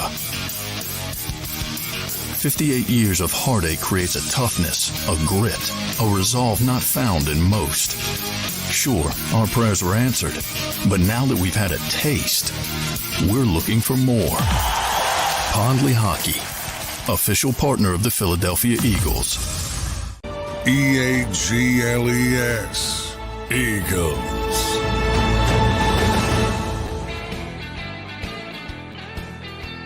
Big Show National Football Show. We're trying to find our friend here, Dr. Spencer Kellogg. They've got a great fishing event going on down in South Florida. Our friends at the University of Miami asked me to promote an event. We appreciate you guys very much. Please hit the like button. We're trying to get to 200 likes as you guys have kept a great streak going. Hopefully we can keep that bad puppy going here. So we appreciate it. The quarterbacks in the NFC East: Jaden Daniels, Daniel Jones, Dak Prescott, Jalen Hurts. Hurts, obviously, the more accomplished of any one of these quarterbacks that are in the NFC East. That's a good thing. Now, coaching. Dan Quinn, I don't know. Hot and cold on Dan. What kind of impact is Dan Quinn? Now, they got two head football coaches in the building there. They got Cliff Kingsbury, who's a former head coach in the NFL, who coached with Patrick Mahomes and did all that, okay? Make no mistake about it. He's got an ability to be able to coach some of these people. So that's going to be interesting to see here how we do this. So, all right, Xander, where are we right now on the likes hit? Where are we, my friend? See where we are here. Folks, need your help here? 29 we need here. All right. There is a great event that we have going on at the University of Miami. It's a fishing event that's been going on, I want to say, 7 years in Isle Morada down in the Keys. Jimmy's Place. Also, they put on our show, The Big Chill, down at Jimmy's Place all the time. And our friend who's with the University of Miami Hall of Fame is going to join us right now. And without a doubt, this is an event that Jimmy brings down so many people that come down to that event too. And all the great people that have played at the University of Miami go down to this event too. I think even Sapp has been down to this thing. Dr. Spencer Kellogg joins us now. And he's in here with us now. Doc, how you doing, my friend? How you doing, buddy? How's it going, man? Getting ready for a big event, huh? How you doing, Dan? Well, we're doing well. Are you got us here? I finally got you, Yeah. man. Got in there. We had a hell of a tornadoes and hail and Jiminy Crickets. I'll tell you what now, but thanks for having me on here. It's going to be a really good event. Can't wait. June 20th through the 22nd. What has made this event such a big, popular event in the Keys? Well, I'm going to tell you, we started this down in the Keys in 2011. We had it down there up to 2018. And I guess for some crazy reason, we moved it back up to Miami, and it just kind of stalled. It really didn't go anywhere. and went back to I said, okay, let's go back down to Rock. So this year we're going back down to Isla Mirada and whatnot. Like you said, Jimmy pops in there all the time. All the ex-greats from UM like you come down and whatnot, and it's like a bunch of polar bears after about 4 or 5 beers drinking and whatnot. But it starts out as a tournament with a lot of partying going on around there. So, Doc Spencer, let me ask you this. I love Miami. I love the university. I love where we've come from. You've seen it you've seen it all from the time where the program was almost stopped through Howard, through where it is now. That must be something to be able to see how that program, again, we're not going through a lot of great times right now. We need to get back to the winning ways, obviously. But for you, you've witnessed pretty much the growth and really the greatness of the program and what it's been. It must be pretty awesome for you to see that as it's part of the community. Listen, Dan, we're not a Fairweather fan, and the family is not Fairweather family either. Started myself in 1967 when I got down there at the old Queen, the O Bowl and whatnot, where you shed a lot of blood, sweat, and tears there. That's for sure. In '83, and you're down there, and it was really something to go in the up and down with the program. So, we really promote. I mean, us of tenure really promote, especially to our kids. Go ahead and live the glory days and be with them with the building days and everything like that. But you guys started it off in '83. I mean, there's no question about that. And that spoiled us rotten. So we went ahead. So, in honor of all you ex-players and all you ex-athletes and whatnot, we don't want to honor all you guys. So we invite everybody down. I mean, everybody comes down and to see them have the reunion.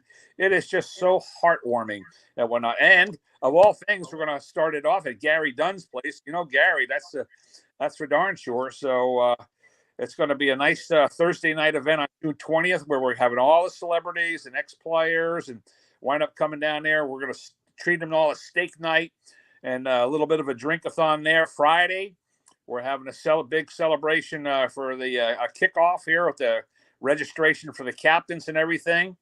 At the La Siesta, which is a really, really nice resort down at Isla Mirada. Jimmy shows up all the time. His house is about a 9-iron. Like you say, you can't pin him down. He shows up when he wants and says what he wants, and it's really meaningful. But, boy, you can see the glue with all the ex-players come together when he comes around.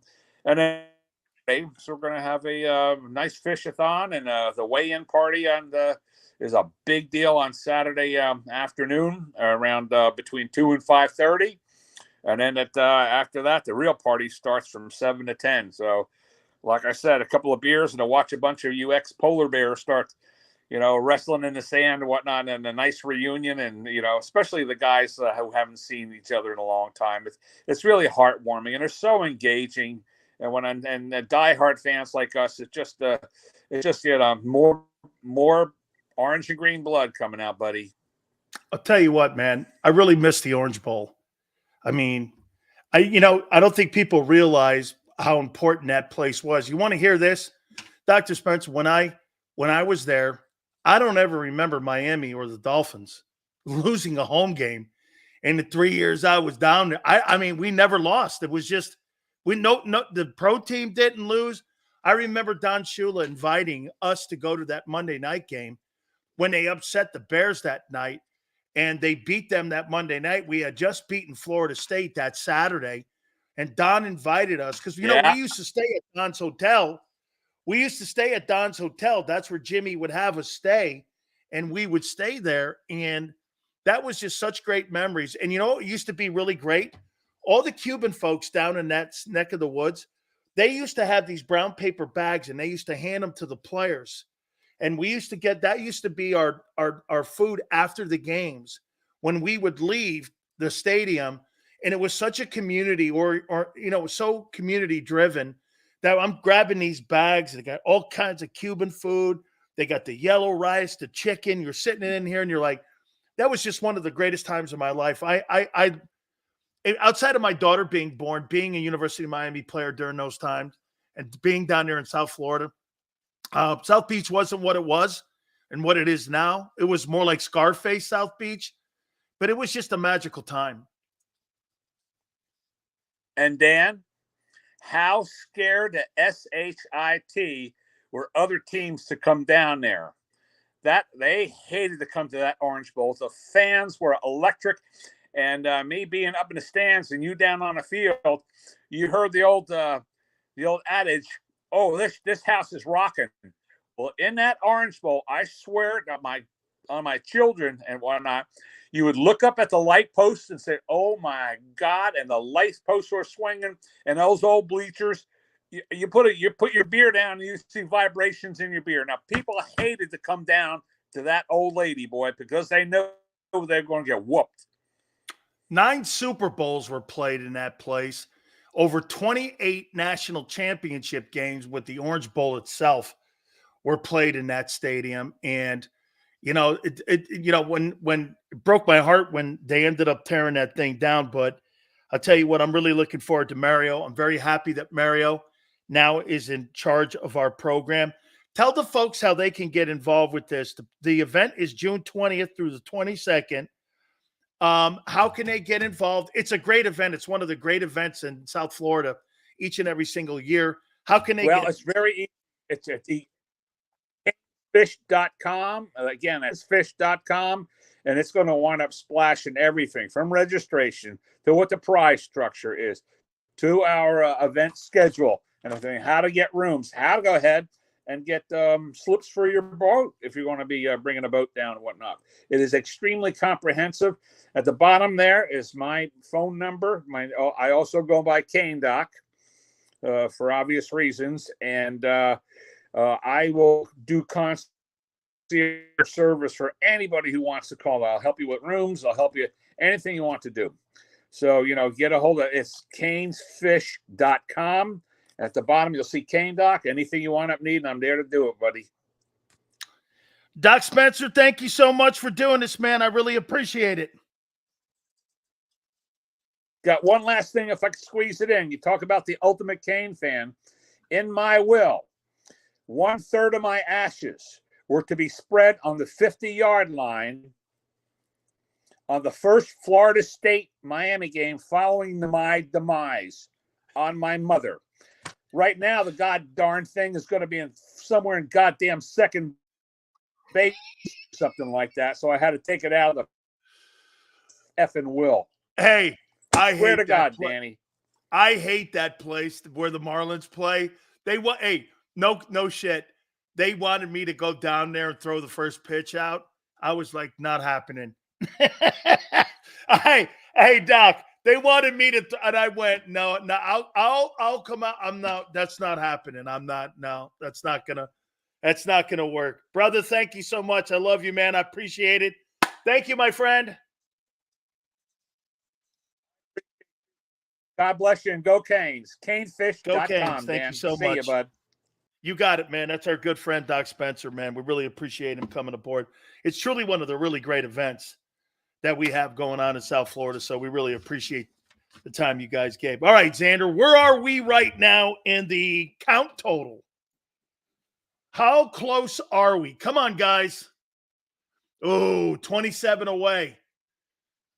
10 minutes. I need 27 likes. Let's go here. All right. Let's just go back again to what we started the program at. By the way, I love what I'm hearing with Dave Canales, what he's saying about Bryce Young. What he's saying about Bryce Young. Flexen, I'm not struggling with anything, guy. Struggling? I've been doing this for 40 years, brother. What are you, out of your mind?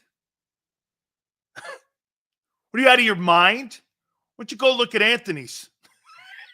You want to laugh? Go there. Hey, you want to laugh? Go there. I'll show you some laughing. Seals, how good are the edge rushers in 25? You're talking the draft? Okay. I have to look at those yet. I laugh everywhere. I like it, man. You know that, Flexing. All good, my friend. Look at, hey, Twiz, you want to know what struggling is? 1-6 down the stretch. That's struggling, my friend. That's struggling.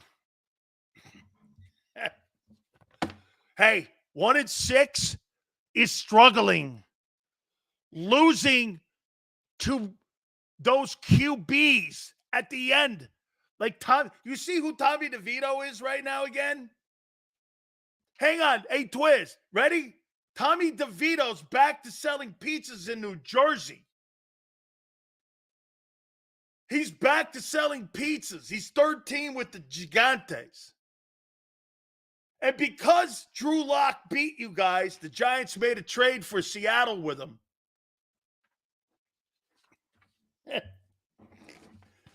Come on now. Sills would laugh if Uber Eats was late. Uber what? You think I'm going to have some dude deliver my grub out of his back of his station wagon? Not happening, killer. That don't work like that.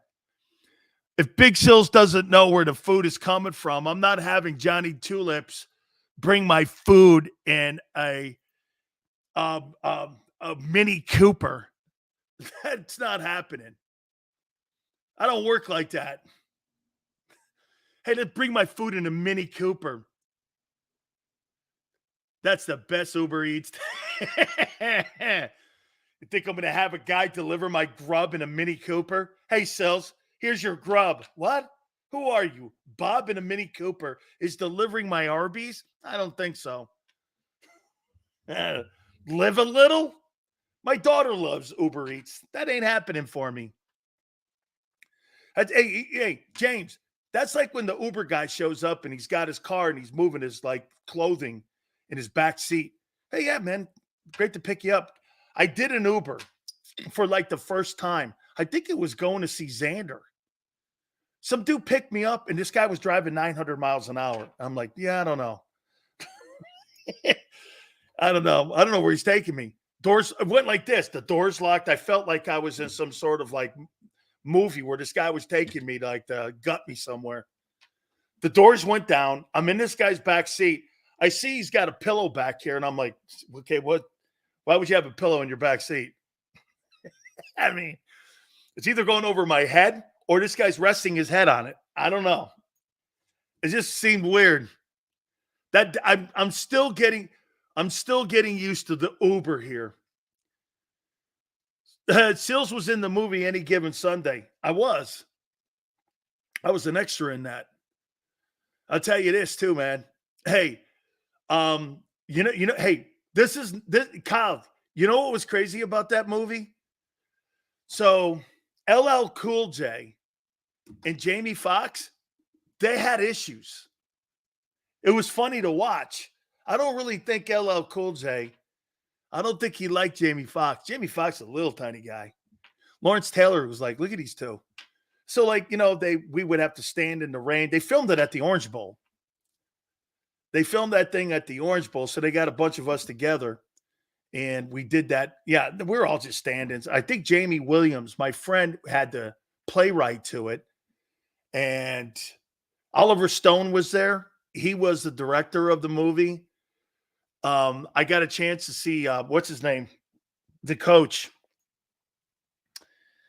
He was there. The guy in The Godfather.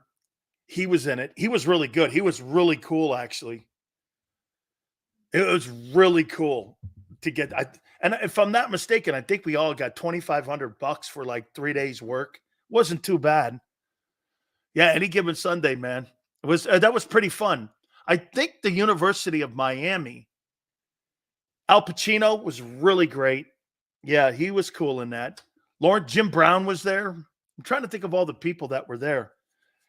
And if you remember when the doctor got thrown out of practice? That's the University of Miami's Green Tree.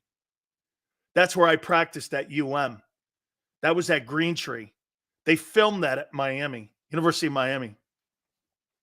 When they would have practice, that's UM's practice field. And they would take the practice. We filmed at the Orange Bowl and we filmed at the University of Miami. His office was, who was the coach then? It may have been Butch. It may have been Butch. They said LT was down there wreaking.